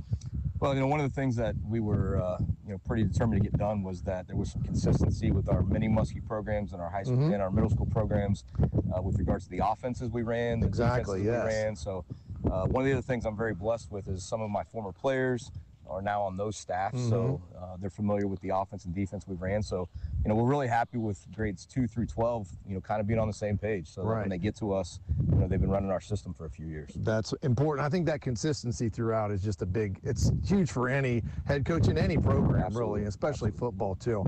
Okay, so 2-1 going into week 4 here. Tough loss, which ended up being Saturday. And personally, I thought you guys that was probably the best decision because a lot of games didn't end until really late. So, I mean, getting the whole game in on Saturday, but still, that was a tough loss. What goals do you have set for your team the rest of the way? Because there's a lot of football left here. Yeah, we're going to build on that. You know, I thought Indian Valley was exactly what we thought, which is really, really good. I know they have really high expectations over there, and they expect to win a lot of ball games. And we felt like we were in the game for the most part. And that was a good test for us. Weeks 1 and 2, the scoreboard took care of itself a little bit. We weren't really tested. Our guys didn't get to play a full 4 quarters, and you know we were really hoping that week 3 was going to you know tell us more than we had found out the first 2 weeks, and we felt like it did. Plenty of things to build on, offensively and defensively, and you know. Our mantra here has been the same since I took over. We're better today than we were yesterday. And, you know, we're hoping week 4 we'll play better than what we did week 3. Well, we're talking to you here on a Tuesday afternoon, and in the grand scheme of a practice week from Monday leading up to the game on Friday night, what does that look like for you guys? We may do things a little bit differently. Tuesdays is our biggest work day of the entire week. We're kind of light on Monday. We're really light yesterday because we had one less day of recovery. Sure, yeah, exactly. You know, it's amazing. We are very schedule oriented, and you know, our guys having one less day, they really felt still sore and stuff yesterday. So we were really light yesterday, but Tuesday typically is a really big work day for us, and then Wednesday is kind of a fine tune, and then we get to Thursday, we're back in kind of just helmets and shoulder pads, just really working on our game plan and making sure everybody knows what we're doing, and you know, getting ready for Friday. So Tuesday is the work day though. Yeah. So it's my first John Glenn game of the year. I've got the game this week. Got Coshocton right here on this field. What would we expect to see out of you guys offensively and defensively this week? Same thing you've seen for 10 years. You know, I was going to say, it's probably not going to change much. Yeah, that's again, my staff and I have been together pretty much the whole time through offensively. This year, you know, we're built to run the football up front, 4 senior linemen. We've got all of our tailbacks back. Owen has taken over at quarterback and has done a really nice job of being a point guard for us and distributing the football. And we've probably thrown the ball a little bit more than we have the last couple of years, but only because that's what the defense has given us. Right. A lot of our throws have been runs that were called that Owen is now seeing the box and making good decisions there. So you may see us throw it a little bit more than we have in the past. And defensively, Coach Bendel he hasn't changed in 10 years. We're going to line up in a 3-4 defense, and we've done a really nice job lately of stopping the wing tee, and I expect us to do the same thing. Obviously, anytime a team is struggling to score points, you got to eliminate their big plays. Right. If you make them put together long drives, high school kids tend to make mistakes along the way, and as long as we can avoid these big 1-play or 2-play touchdowns, and make them earn everything, that'll be a good goal for our defense. Well, I certainly appreciate what you do, because I was just telling our camera guy here, Bryce, that you're a teacher. You've got to teach all day. You got to be the CEO of the football program. You've got family. How do you balance all that stuff? Number one, it starts with a wife that's very supportive. Got to have those. She lets me do what she's let me do this now for 22 years, and very, very grateful for that. And football is actually my least busy time of year, believe it or not. Having 2 kids, I have a junior and an 8th grader now. They both play football, so we're always on the same schedule. Right. And being able to spend a lot of time together during the season because of football. But then once we get to the next part, I have a son that wrestles. I have a son that plays baseball. Another one that plays baseball. It feels like out of season, I'm way more busy traveling than I am in going to season. see the kids, exactly. Yeah, spending time and being a parent and being a father is. It's challenging sometimes, but again, the support of the family and both of my kids being on board with football, and my wife understanding she married a coach. Yeah. Been very grateful. Well, we really appreciate you joining us, taking the time out of your day. You got practice coming up. We appreciate that, and good luck to you this Friday night. And thanks for Coach Edwards for joining us on the AVC Sports Halftime Show. Welcome back to the AVC Sports Halftime Show. And again, we certainly appreciate Coach Matt Edwards taking time out of his schedule to meet with us. And we interviewed him over at school Tuesday, so we appreciate him joining us. Now, last week, the big winner was the weather in all the football games in the area. Philo did get their first win of the season as they beat Maysville 27-17. And, of course, and I could say all of these were rain delayed, or I shouldn't say rain delayed, but lightning delayed. Every single one, Dave. Caldwell, they are 2-1. Now they beat Wellsville 43-0. Buckeye Trail, they lost a tough one to Barnesville. Barnesville, again, a really strong season so far. They're 3-0. Yes. Barnesville won that one 47-8. And as Brett mentioned earlier, the Guernsey County Super Bowl went to the Meadowbrook Colts as they beat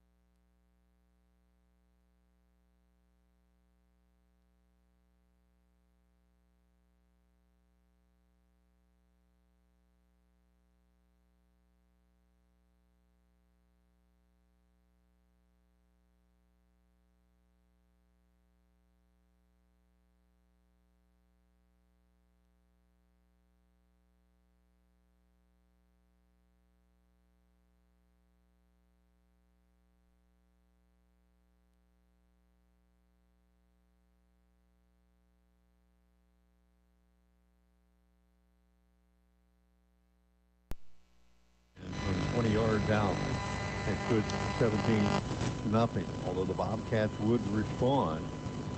Well, actually, a 1-yard run as the Bobcats put together maybe their best drive of the season. 11 plays, 81 yards. The extra point attempt made it 17-7, but more Warren Local to close out the second period. 3 scores in the last 3 minutes and 35 seconds. Fairbanks from a yard out, and then a safety on the Bobcats when they mishandled the kickoff. And then Eric Carr on the safety kick, a 70-yard punt return to score right at and make our halftime score 33-7.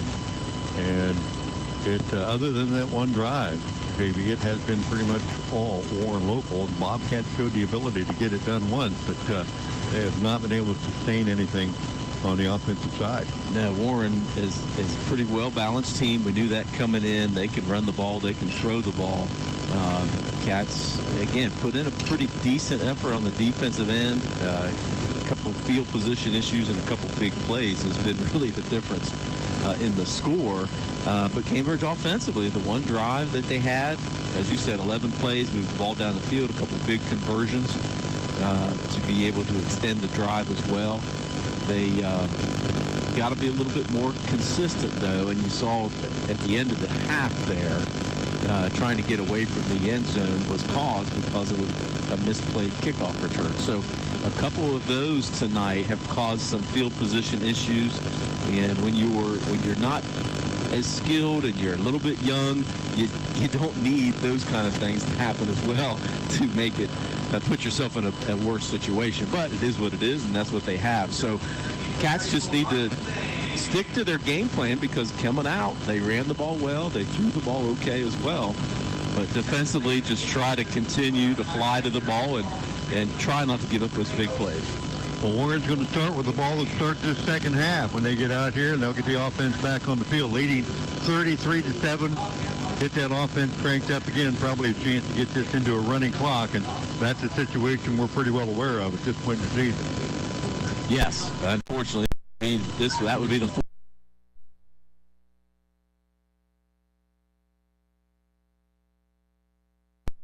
coming into the season. But, you know, a couple bright spots so far. St. John Gibson's kicked the ball really well tonight. Punt coverage hasn't been great to help him out, but he has punted the ball really well tonight. Acton came in with a nice extra point. Well, and we've moved the ball a little bit, so some things to build upon in the second half. Continues here from McFarland Stadium. Your score 33-7. Warren on top of the Bobcats. We'll take a break. Get you ready for the second half of action right after these messages.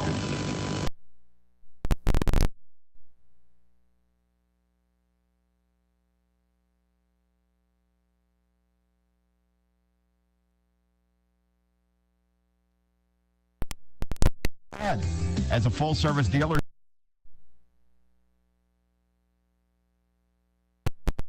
on site. Visit Stoney's RV today and drive away with incredible savings. You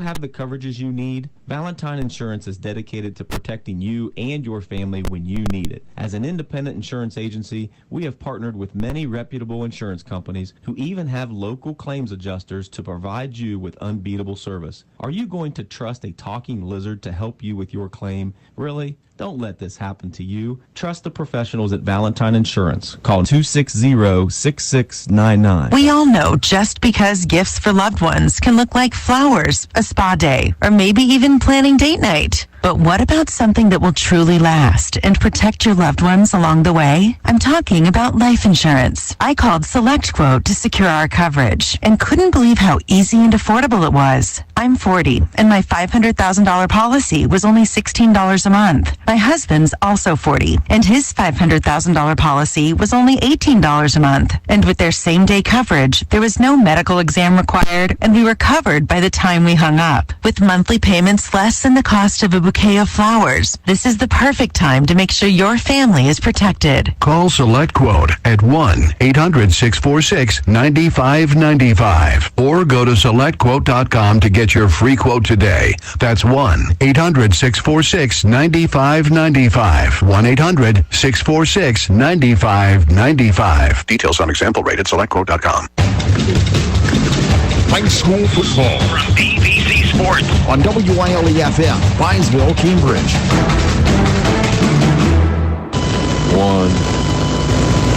Welcome back at McFarland Stadium. Halftime, teams making their way on the field to get warmed up. Beautiful night for football. A little warm maybe to start things, but right now, if you walk outside, it's perfect football weather. Yeah, absolutely nice. Around the fire, listening to. You're doing? I haven't seen any pictures yet. Nobody's sending me anything. Let us know you're out there. Apparently, nobody taking advantage of a nice Friday night in southeastern Ohio. 33-7 our score here. Warren Local on the road to take on the Bobcats tonight.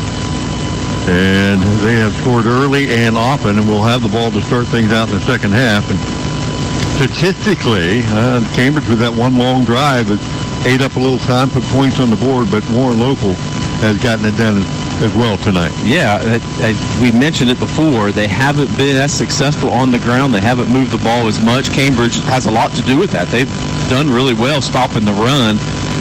Warren, 12 rushes, 42 yards, and the one touchdown by Fairbanks, the 1-yarder. So on the ground, only 42 yards for Warren. However, through the air, 5 for 9, 173 yards and 2 scores. Tanner Pepper, 2 for 2, 119 yards and the 73-yard pass play. He's going to start a quarterback controversy. Maybe. He also is the leading receiver, as, again, we knew him and Cressy coming in. Great 1-2 punch. Cressy with the 1 catch for 73 yards, and that was the score. Pepper with 2 catches, 55 yards and a score. Cambridge, on the other hand, 17 rushes for only 26 yards. They did have a TD, the 1-yard plunge by Lashley earlier in the game. So Lashley leads the way with 27 yards on the ground on 9 carries. Clayton Myers, 3 carries, 16 yards. Through the air, 11 for 16 and an INT. Michael McHale started the game. Started 9 for 12 with the interception. A.J. Lawrence came in that second quarter, 2 for 4, and for -6 yards. 72 yards through the air for McHale. Had that nice pass play, 2 of them really, to Riley Humco Green to extend that drive, and then Riley almost got him in the end zone there. He leads the way with 3 catches, 33 yards. So that's he's had a couple of nice catches, a couple of nice runs after the catch there. Yeah. Ball security probably needs to improve a little bit on that, as he had the ball stripped on one of those, actually. But I think he's had, 3 catches? Yeah, 3 catches, 55 yards so far, or 33 yards, I'm sorry. Yeah, and Cambridge has, certainly looked at different receivers and using him down the seam and then underneath a little bit. Yeah, 5 different guys have caught balls tonight so far from 2 different quarterbacks. Clayton Myers, how about that? 3 catches out of the backfield today. He's got 11 yards, but 3 catches. Well, the Cats have utilized Lashley a little more tonight in the running back position, and he's responded very nicely for him. He's just got that natural little wiggle, I think, that makes it more difficult for defenders to tackle him. And he runs low to the ground. He's, he's not a big guy, but he's a solid guy, and he runs hard. So that makes it a little bit more difficult for the defenders to put bodies on him. So the Warriors in the second half probably spent a lot of halftime making sure that their backups are ready to play here in the third and fourth period. Maybe they get to a running clock, maybe they don't. But for the Bobcats, what is it that they need to focus on to continue to try to improve, knowing that, the game is probably out of hand as far as them getting back into it score-wise? You have to, as a coaching staff, make your team aware that they need to use every opportunity to get a little bit better. Yeah, and big. 33 points. Honestly, one was a punt return, or technically a kick return, free kick return, but they've played well defending the run, just giving up a couple big plays through the air. So if you can build on that, you're getting somewhere. David Acton's kick gets things started. Our Valentine returns kickoff and falls dead inside the 20. The Bobcats hustle down, and that's how you start. Make a nice play. Yeah. You want to get your defense moving and your team moving? Came down there. The D-back came up and picked it up in his trailer because he had to. It looked like one of your wedge shots. It just stuck dead and spun back in bounds. Yeah, it did. That not very often do I hit one like that, but every once in a while. It's like a Cambridge player is down. 11:57, and the Warriors will start this drive at their own 18-yard line. Hey, Friday the 13th. You got your marathon queued up? You ready to watch the marathon all weekend? Friday the 13th. Yeah, I don't think so. How about Saturday the 14th? You ever remember that movie? I ask people that all the time, but nobody ever remembers it. Yeah. It was a comedy. It was a spoof back in the day. I don't remember that. It was that I remember. It was a pretty funny movie. I got to find it. You probably stayed awake all night waiting for that, and there it was. So Friday the 13th. Coming up on Halloween in a month or so. Wow. Yeah. The football season flying by. I saw a picture of Cambridge's biggest fan today. What's she going to be for Halloween? Got that picked out yet? No. Bobcat still down on the field and tending to his ankle. Rumor has it that was Damian Shaw. And yep, they're going to get him up. Yep, that's Amy. There you go. Taking it off. That's not even a limp there. He's ready to go. Oh yeah, he is. Was he the one that made the tackle? Maybe they just got tangled up a little bit. He wants to stay in there if they know you have to come out a little bit. Tell him okay. I'm fine, Coach. Seen him open as Sealy standing in the backfield, hands it off straight ahead, and yardage up the middle by Fairbank. A couple of yards, got maybe 4. And you would think with that big line up there, they could do a lot of that. Yeah, all day. I mean, again, we keep talking about size difference. They are big, and they're missing their biggest guy tonight. Starting right tackle, Owen Bookman has been on the sidelines all night tonight in street. Just a little guy at 6'6" and 310. Sealy again, Fairbank, this time off the right side. Boy, hit the line of scrimmage, but then a push by Fairbanks and his lineman. Be a first down. Which is enough to get the first down. Move no stick. The Warriors have really mixed it up tonight, although they don't have a lot of first downs to show for it. I got them. It's 5 first downs in the ball game. Wow. They've had some big play. Yeah. Foot in there, tight in the middle, handoff again, and popping it through to the next level, Fairbank.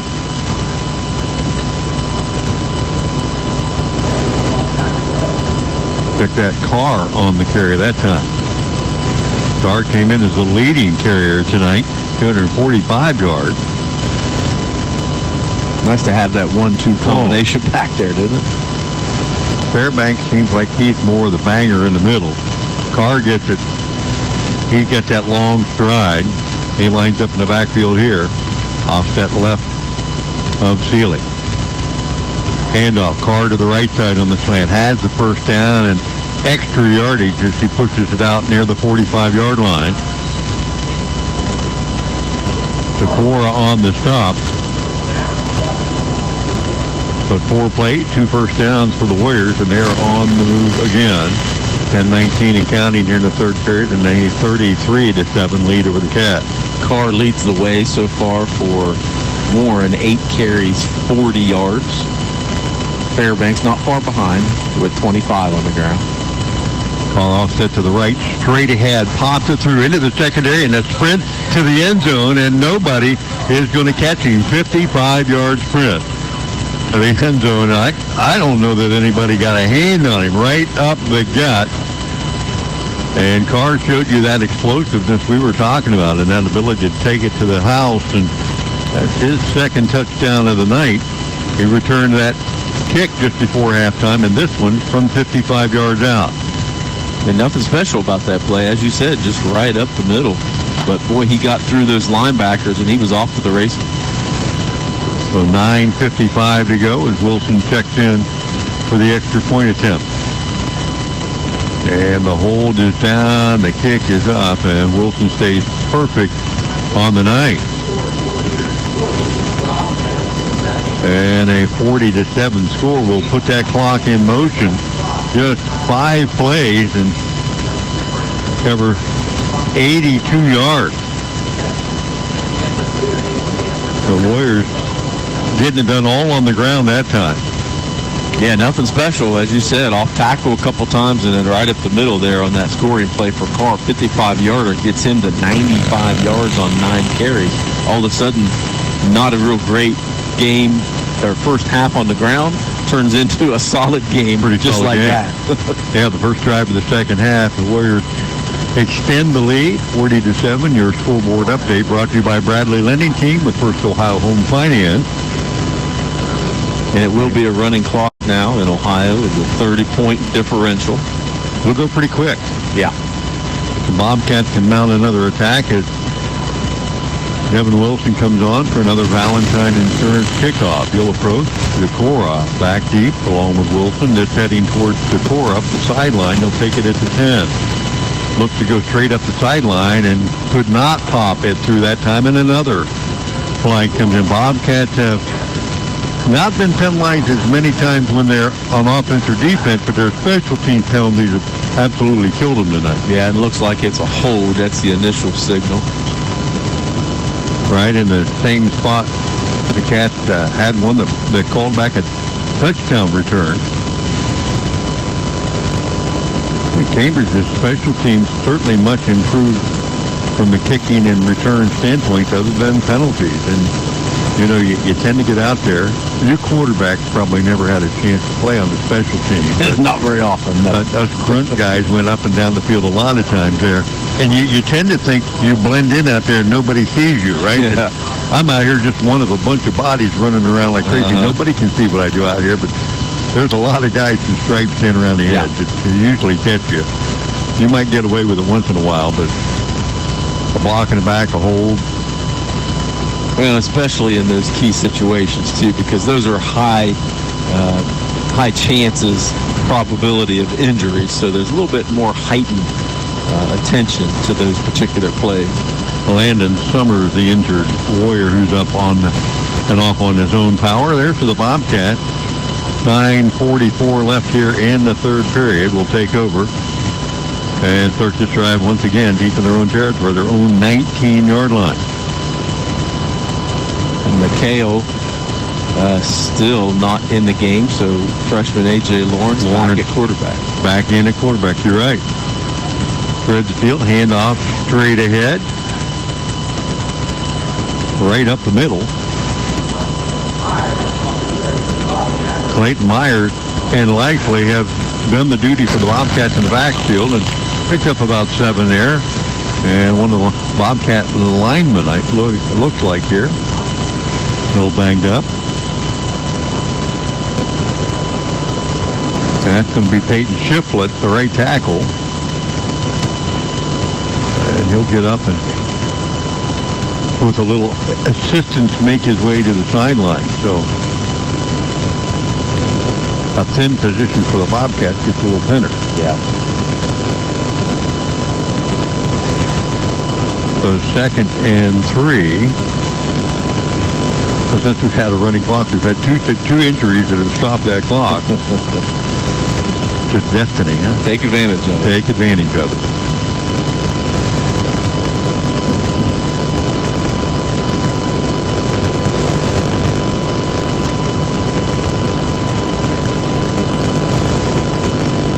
Myers, after that 7-yard pickup, gets him to 23 yards on the ground on 4 carries. So Chance Todak in at right tackle to replace Team Shiflett. 2nd down and 3, straight ahead give, and a yard to maybe a little more than that. And the Bobcats will be facing 3 and short. Cody Quillen with his first carry of the night, a short yardage carry that gets the Bobcats within about a football length of the first down. They need everything they can do to try to keep the offense on the field as long as possible here. Down 40-7.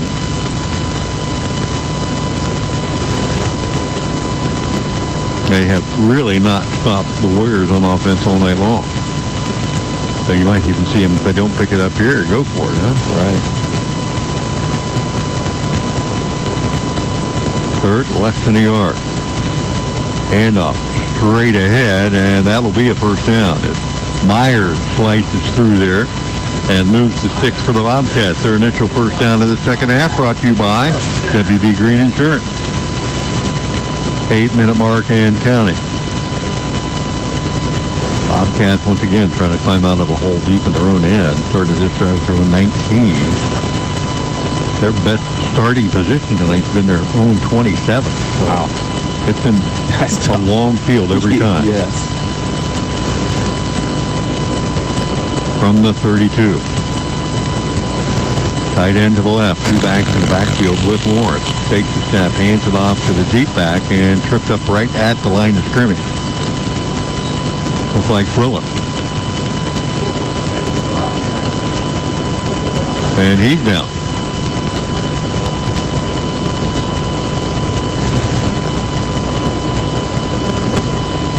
So filling the ball carrier. Looked like he tried to make a little jump stop and get to the outside there and had his legs pinned as he tried to make yardage here. I don't think he gained anything. Maybe lost a couple.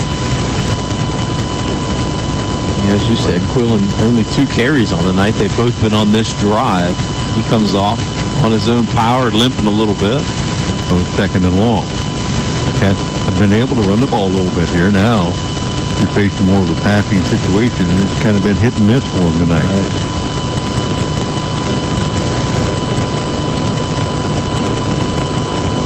Lashley back in the game now. Along with Myers and Lawrence. Bobcats with 2 receivers and a twin receiver to the right. And a couple of backs in the backfield. Lawrence takes the snap, looks to the right, throws it out there, gets it out to Mayo, who tries to slip one tackle, didn't, and then a flag comes in to make a bad play worse, a hold on the outside. Nate Schultz, the other receiver out there, trying to do everything he can do to save his teammate from taking punishment, but that's going to draw a penalty. And the play lost yardage anyway. Well, right? they'll probably decline the penalty anyway. They lost 3 yards. Got it out there, and by the time Mail spun away, he had lost a yard or 2, and they will decline the penalty. So third down, and from the 32, the Cats now back to the 27-yard line, facing 3rd and 15. Bach down to the 6:15 mark, and counting.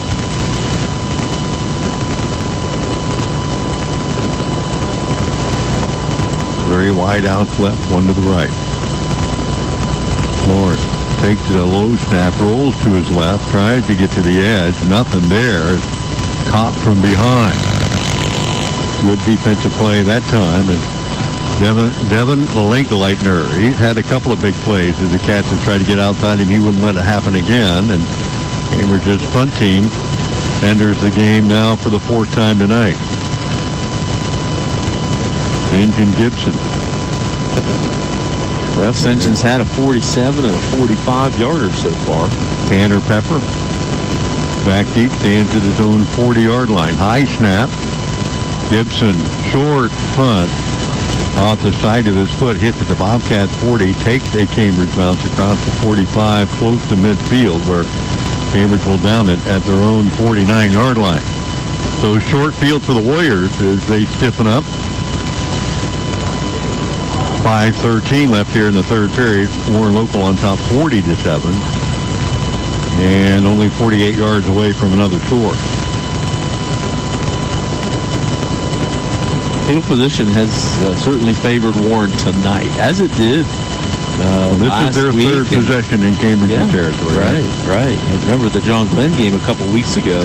Hardly had any offense, but they had the ball at their own, or at Cambridge's 30-35 every possession. Started almost every drive inside the Bobcat territory. And the Warriors will stay in that tight formation. Foot to foot on the inside. Out of the shotgun, a couple blocking backs. They'll take the snap. Play action. Open deep is Pepper. He'll haul it in and unable to break a tackle deep, but get it inside the 10-yard line.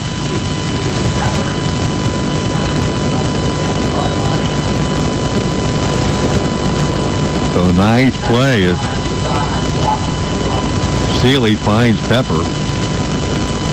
And it'll be first and goal to go. It's the 9-yard line. So out of that tight formation, what they do, a little play action, catch the defense sleeping. But was pretty good coverage.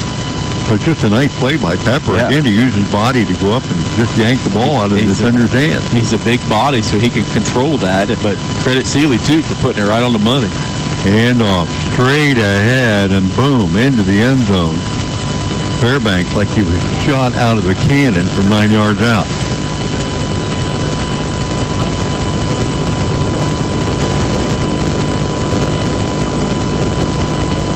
So 2 plays and 48 yards later, the lights on the scoreboard change again.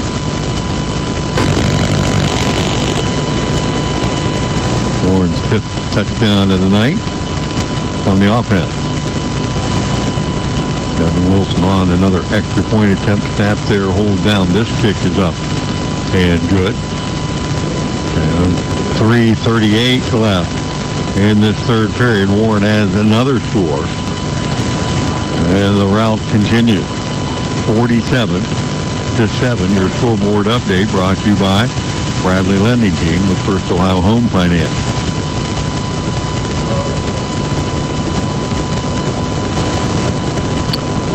With that, we'll take a break here in the third period. 3:38 to go. Back with a running clock and Warren on top 47-7 right after this. It's that time of year again. Football season is upon us. Hey, Mark Kelly here with Bicon Services, wishing all our local teams a great and successful year. As your premier commercial building contractor, Bicon Services is ready to tackle everything from small facility renovations to large industrial expansions. We're here to handle all your commercial and industrial needs under one roof. So while you're out there scoring the winning touchdown, let us work on making your next commercial project a success. Bicon Services, building the future one project at a time. Friends or family outside the area, tell them they can listen to this game right now online at yourradioplace.com. 97.7 WILE. Back in McFarland Stadium, another Valentine insurance kickoff, and another squibber down the side that Sikora is able to just fall on.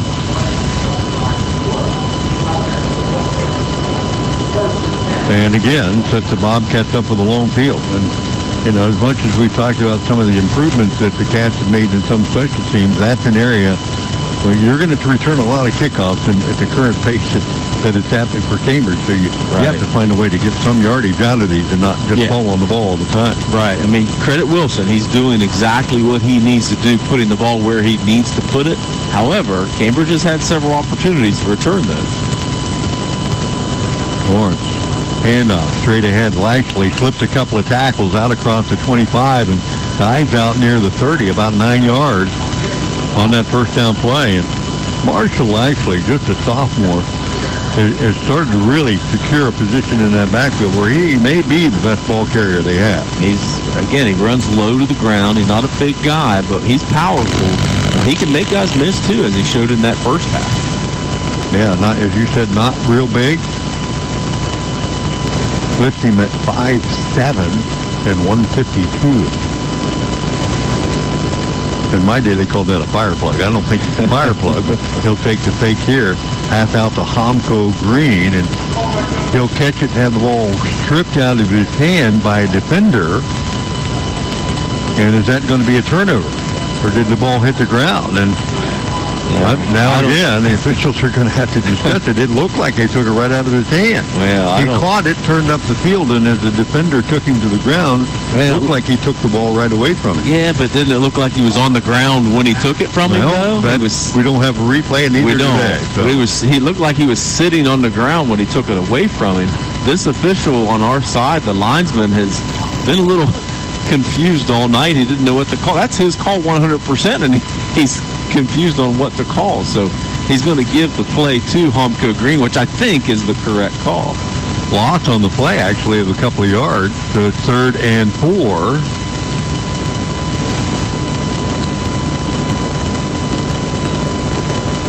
Cats with the play clock winding down to about 14.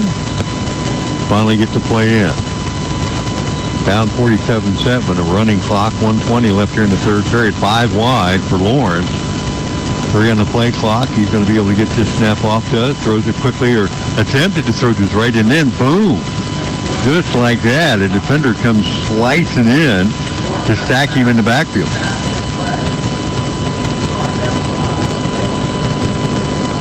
Evan Leglager. He's had a couple of sacks tonight, and that one a big play. He just came out of nowhere. It looked like Lawrence was going to get a pass off, and before he could step into it, was on the ground. Yeah, good defensive effort there by Warren. Just made a great play off the right side of that Cambridge line, and Lawrence just had no idea he was on top of him that quick. Gibson back on for another punt. Low snap, picks it up on the short hop, punts it away. Pepper will take it. And a fair catch at the Cambridge 47. So 26 seconds remain here in the third period. And Warren again set up in great field position at the Bobcat 47-yard line. After a 2-play drive just a few minutes ago, Warren a chance to really run up the score here tonight.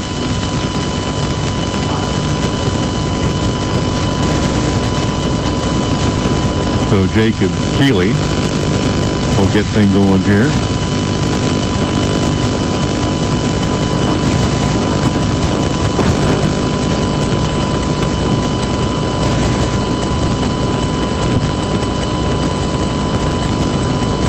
Thanks for joining us tonight here on WILE 97.7 and YRP TV.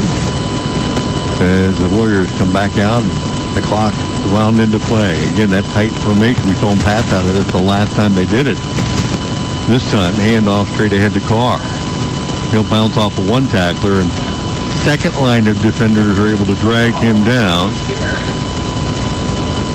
And that'll take us to the end of the third period. We head to fourth period of play here.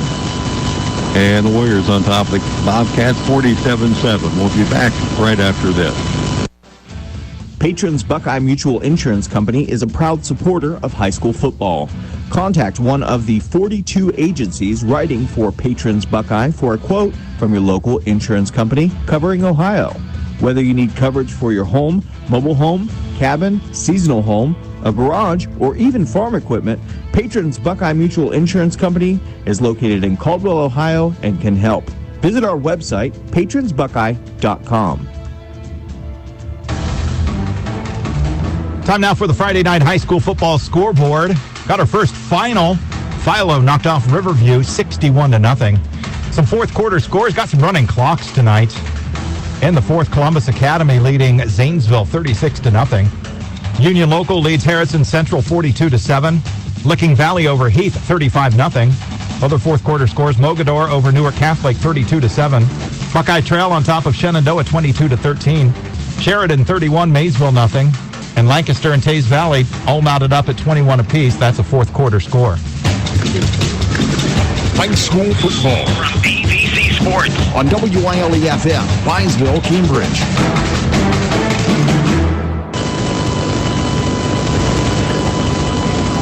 Back at McFarland Stadium starting the fourth period. Warriors on second and long.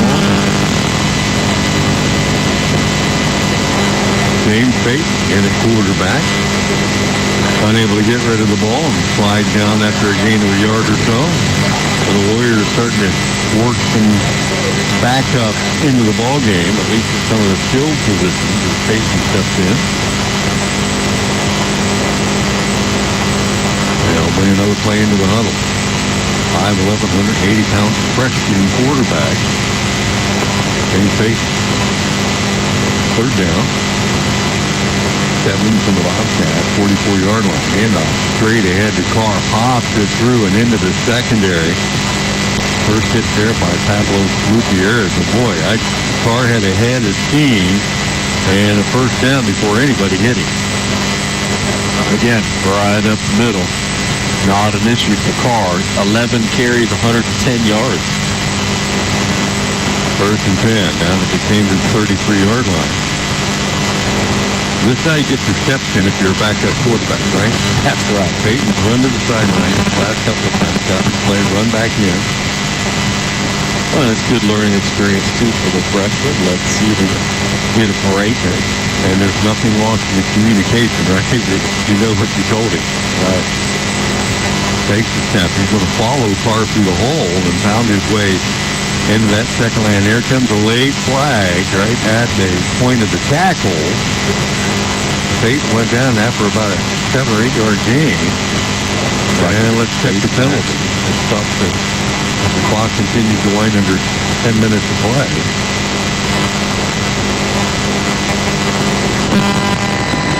And still looking for a signal. Yeah, it was a face mask. Face mask? Yep. That's the call. Yep, the back judge threw it from behind the play. He had a pretty good view of it. Another time for the Warriors. And it's been closer to another score, leading 47-7. 9:36 in counting. Here in the fourth period. 4 penalties, 30 yards for Cambridge tonight.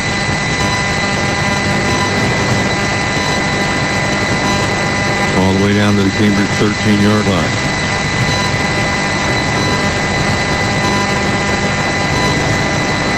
Back offset to the right.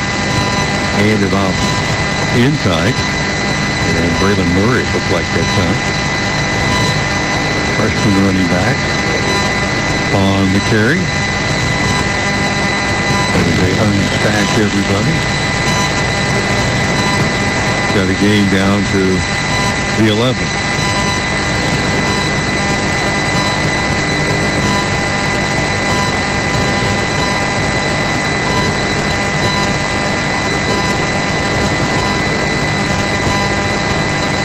Second and 8 for the Warriors from the Bobcats. The 11. Murray offset to the left of Peyton, and now shifts back to the right side. And moving up front. I'll be right after that. Today is the day you make changes, the day you have looked forward to, the day you take a step to see the you before addiction. And it all starts right here at the Residence, an in-bed facility that designs your recovery to your needs, 24 hours a day, 7 days a week. I'm Crystal Reynolds for Cedar Ridge Behavioral Health Solutions. Our approach is personal, and it is as individual as your needs. We are here for you.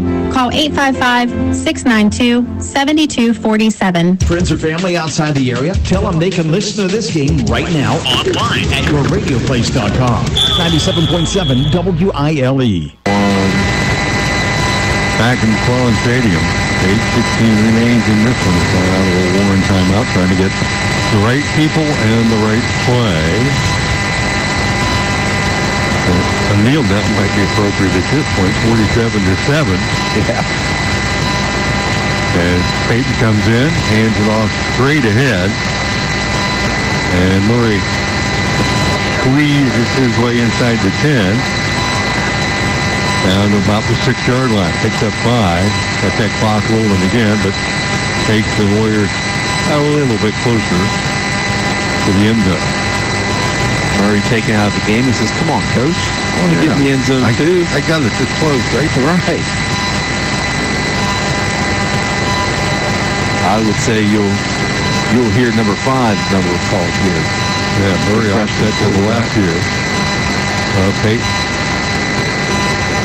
Low snap. Peyton going to have to go back and look at the ball on it for the loss. So I'll kind of roll back here. That's going to make it 4th down. And they can get a first down at about the 4-yard line. Play drive started at the Cambridge 47-yard line. Right at the end of the third period, we had 7 minutes left here in the fourth. Shows the impact of that running clock. Yes, sir. Goes quickly. Peyton, Murray off to his right. Hands it off to him. So fakes it, now rolls to his right. Looks down the field, has a man, and in and out of the hands of the Bobcat defender. And Gutierrez actually had pretty good position there. And Could have probably had an interception, but instead knocked it down. And believe it or not, that's the first time tonight the Warriors have been stopped on a drive. Wow.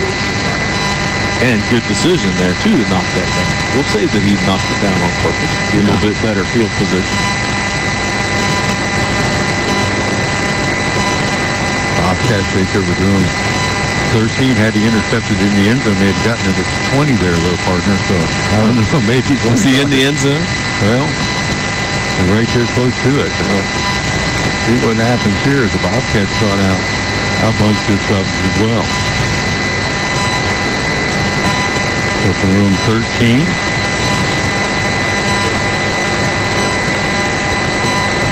Handoff to the Bobcats back. I think Trayshawn Shaver on the carry. As the Bobcats employ their backup here as well. But 6 minutes left to go in a 47-7 game with Warren. Got maybe a yard out of it.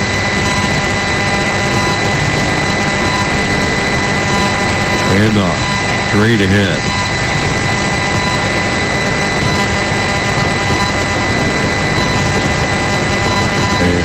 Bailey Tenworthy with a carry and a big carry.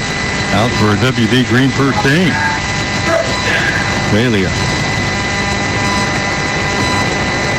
senior running back linebacker. Got to be a little fired up after that one. Heck yeah. 12-yard carry. Well, up to the length of the catch. Straight ahead. Denver again. Across the 25. Picks up a yard there.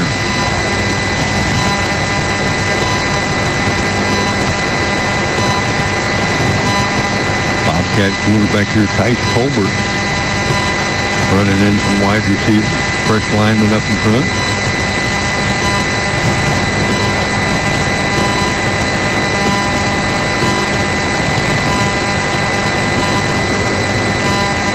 Colbert. Hands it off. Near side. That's coming to Braden Morris, and he'll pop it through. A positive game out near the 40-yard line and moves it six again. So Morris picked up another first down for the Bobcats, courtesy of WD Green Insurance. 4:35 and counting. That's second teamers mounting the drive here late in this game.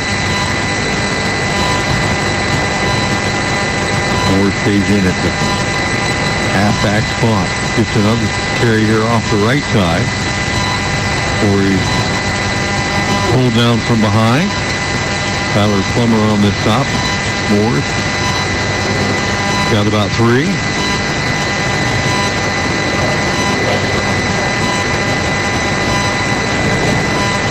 Austin Price checks in at quarterback now, bringing in the play.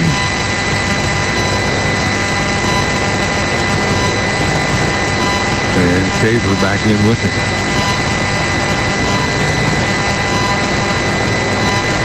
A little play action. Price completes the pass. And still on the move. Nathan Hill.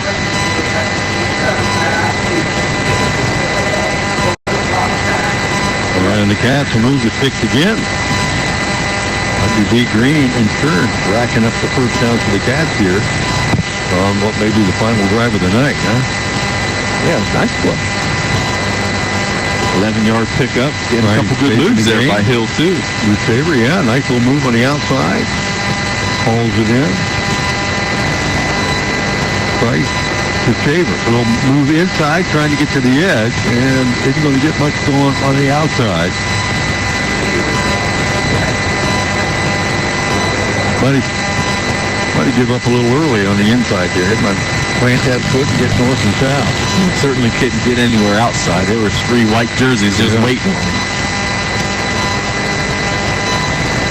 So a gain of maybe a yard. Second and 9. Kenworthy sits back in at the running back spot. Over. Fake. Keeps it. straight ahead.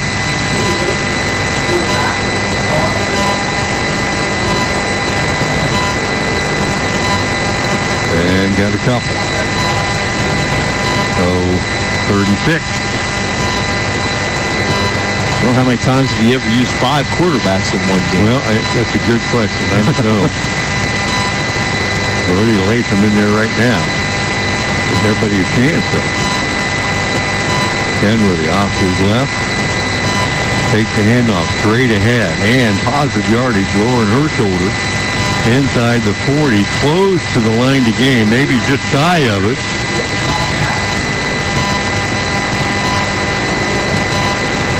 And about a yard to go. The Cats need a big play here to extend the drive. 1:34 in the running clock here. Late fourth quarter, 47-7 Warriors. They return this drive back at their own 13-yard line. So Latham in the backfield. Handoff straight ahead. Shaver trying to fight for the first down. They got it inside the 25 and the ball on the ground. Got the first down. But the Warriors think they got it. And if the officials agree, they do. On the recovery, Dresden Hafer. So 10-play drive. And the Cats turned it over. First drive of the night, the Cats turn over, and the final drive of the night, they turn it over also. In between a lot of punts and one touchdown. The Warriors, nothing left to do in this one but come out, take a knee, and get it over with, get on the bus, and go home. That's right. 10 different ball carriers for Cambridge tonight. Wow. Whole bunch in that last drive or two. Yeah. Well, you know, and it's just good to see a lot of different people get in and play with some enthusiasm and play well, really. You hang on to the ball, they're still moving to do it, for sure.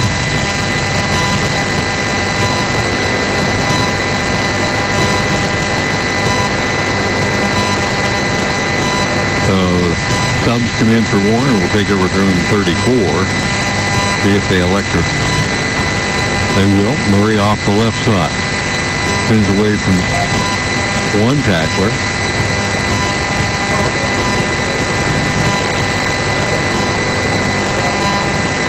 On the top of the Bobcats.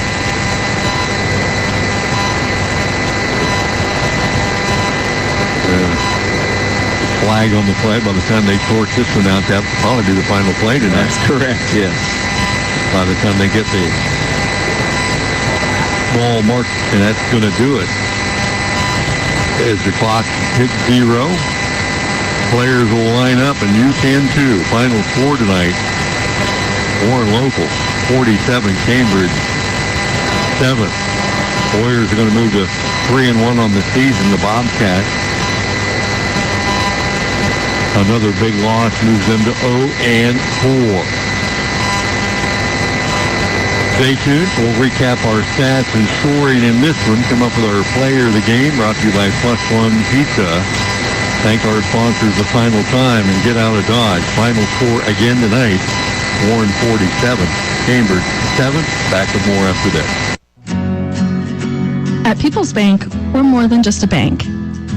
As a community bank, we are committed to where we work and live, giving back to the organizations you care about through sponsorships, donations, and volunteer hours. When you bank with People's, you're not just a client. You're part of a community of neighbors helping neighbors. People's Bank, working together, building success. Member FDIC. Visit us at pebo.com. High school football from BBC Sports on WILE-FM, Byesville, Cambridge.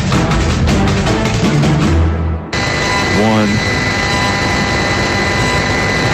Back in the Starling Stadium, final score here tonight.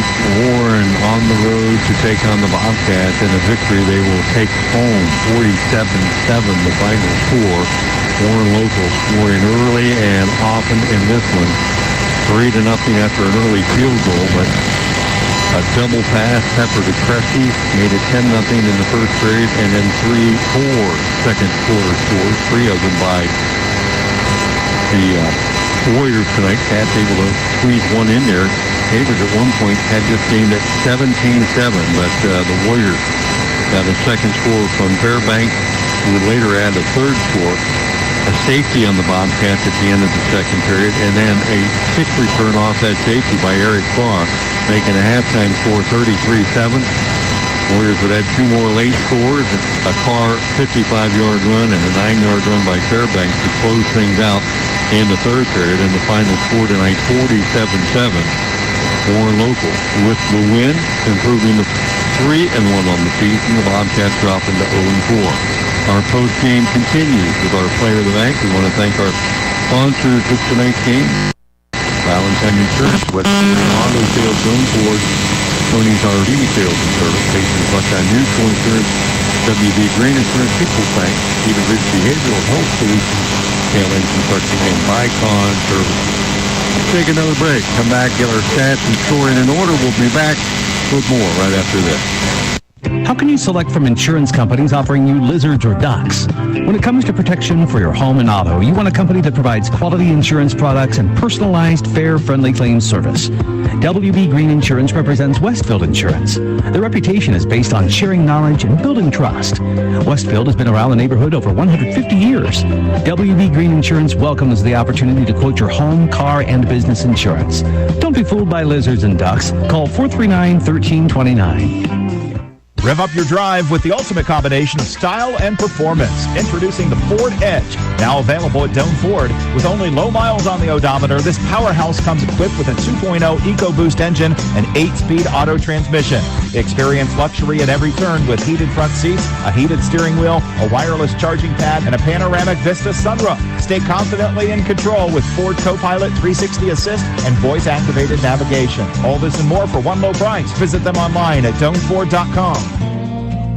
KLN Construction is your top choice for exceptional building services. With a solid reputation for quality, we bring your visions to life with precision and care. Our team is reliable, ensuring every project is completed on time and within budget. Trustworthy service is our hallmark, making your experience smooth and stress-free. From residential to commercial projects, my team at KLN Construction has you covered. Contact us today at 740-680-1364. Built on trust, focused on quality.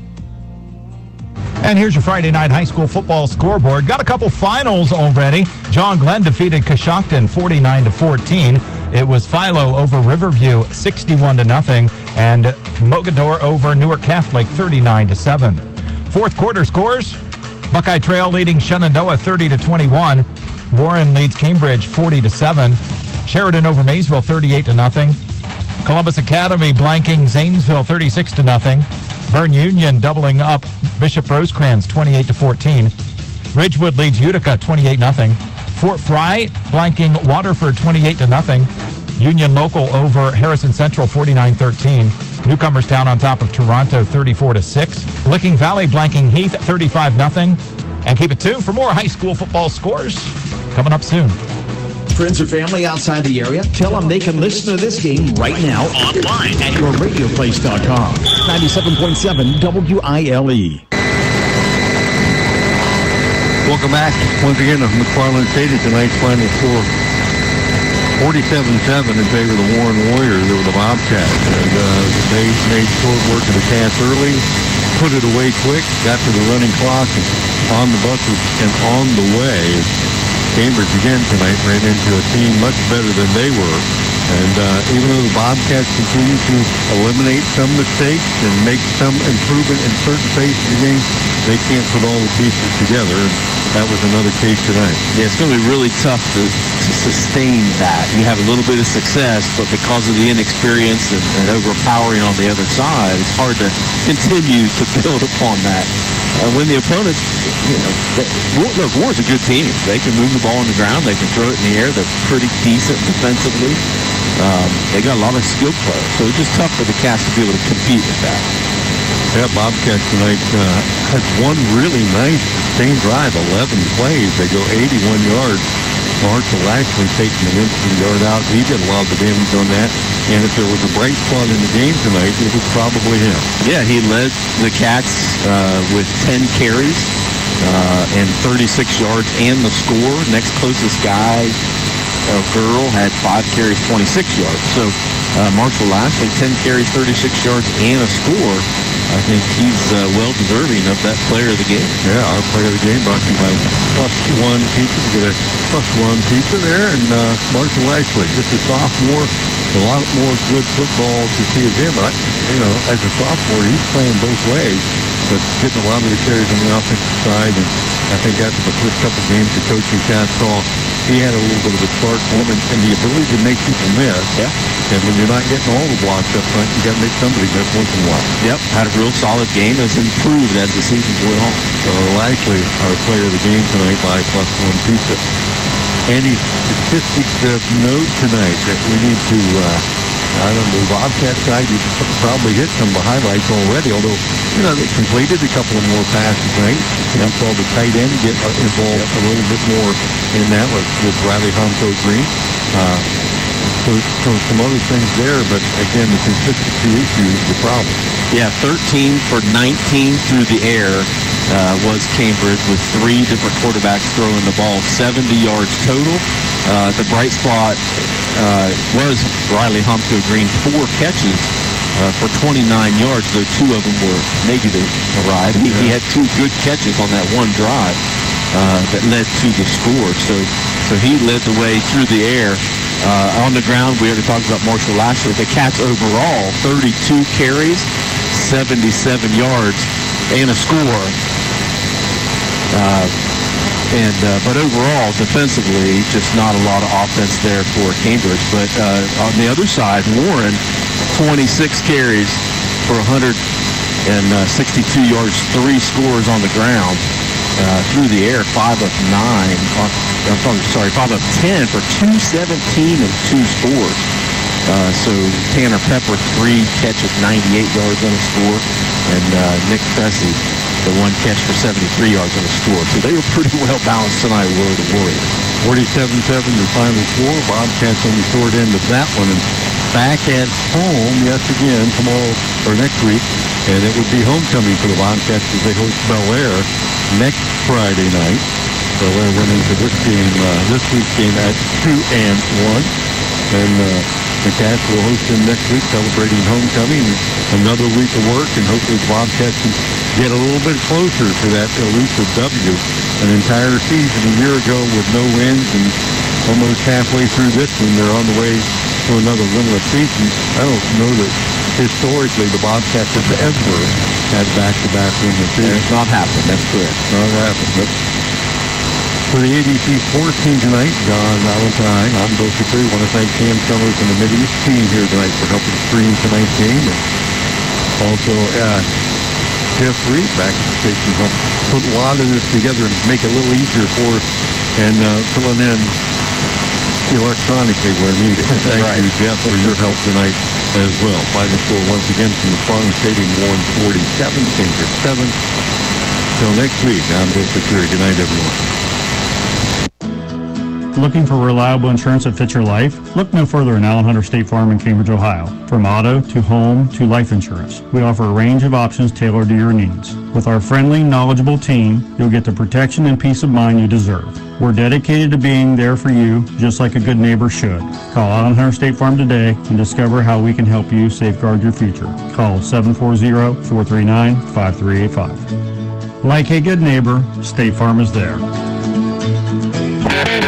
I was sitting in my car.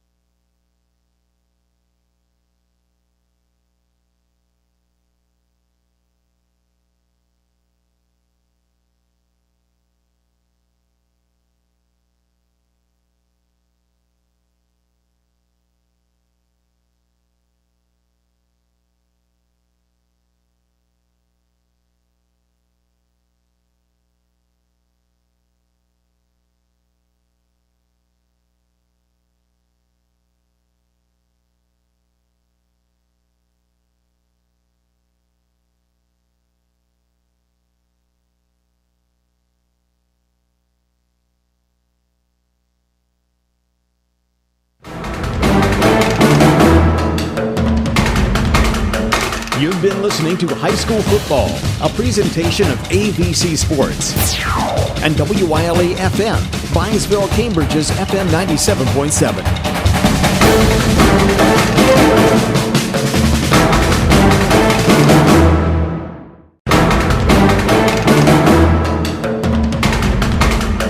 You've been listening to High School Football, a presentation of ABC Sports and WILE FM, Byesville, Cambridge's FM 97.7.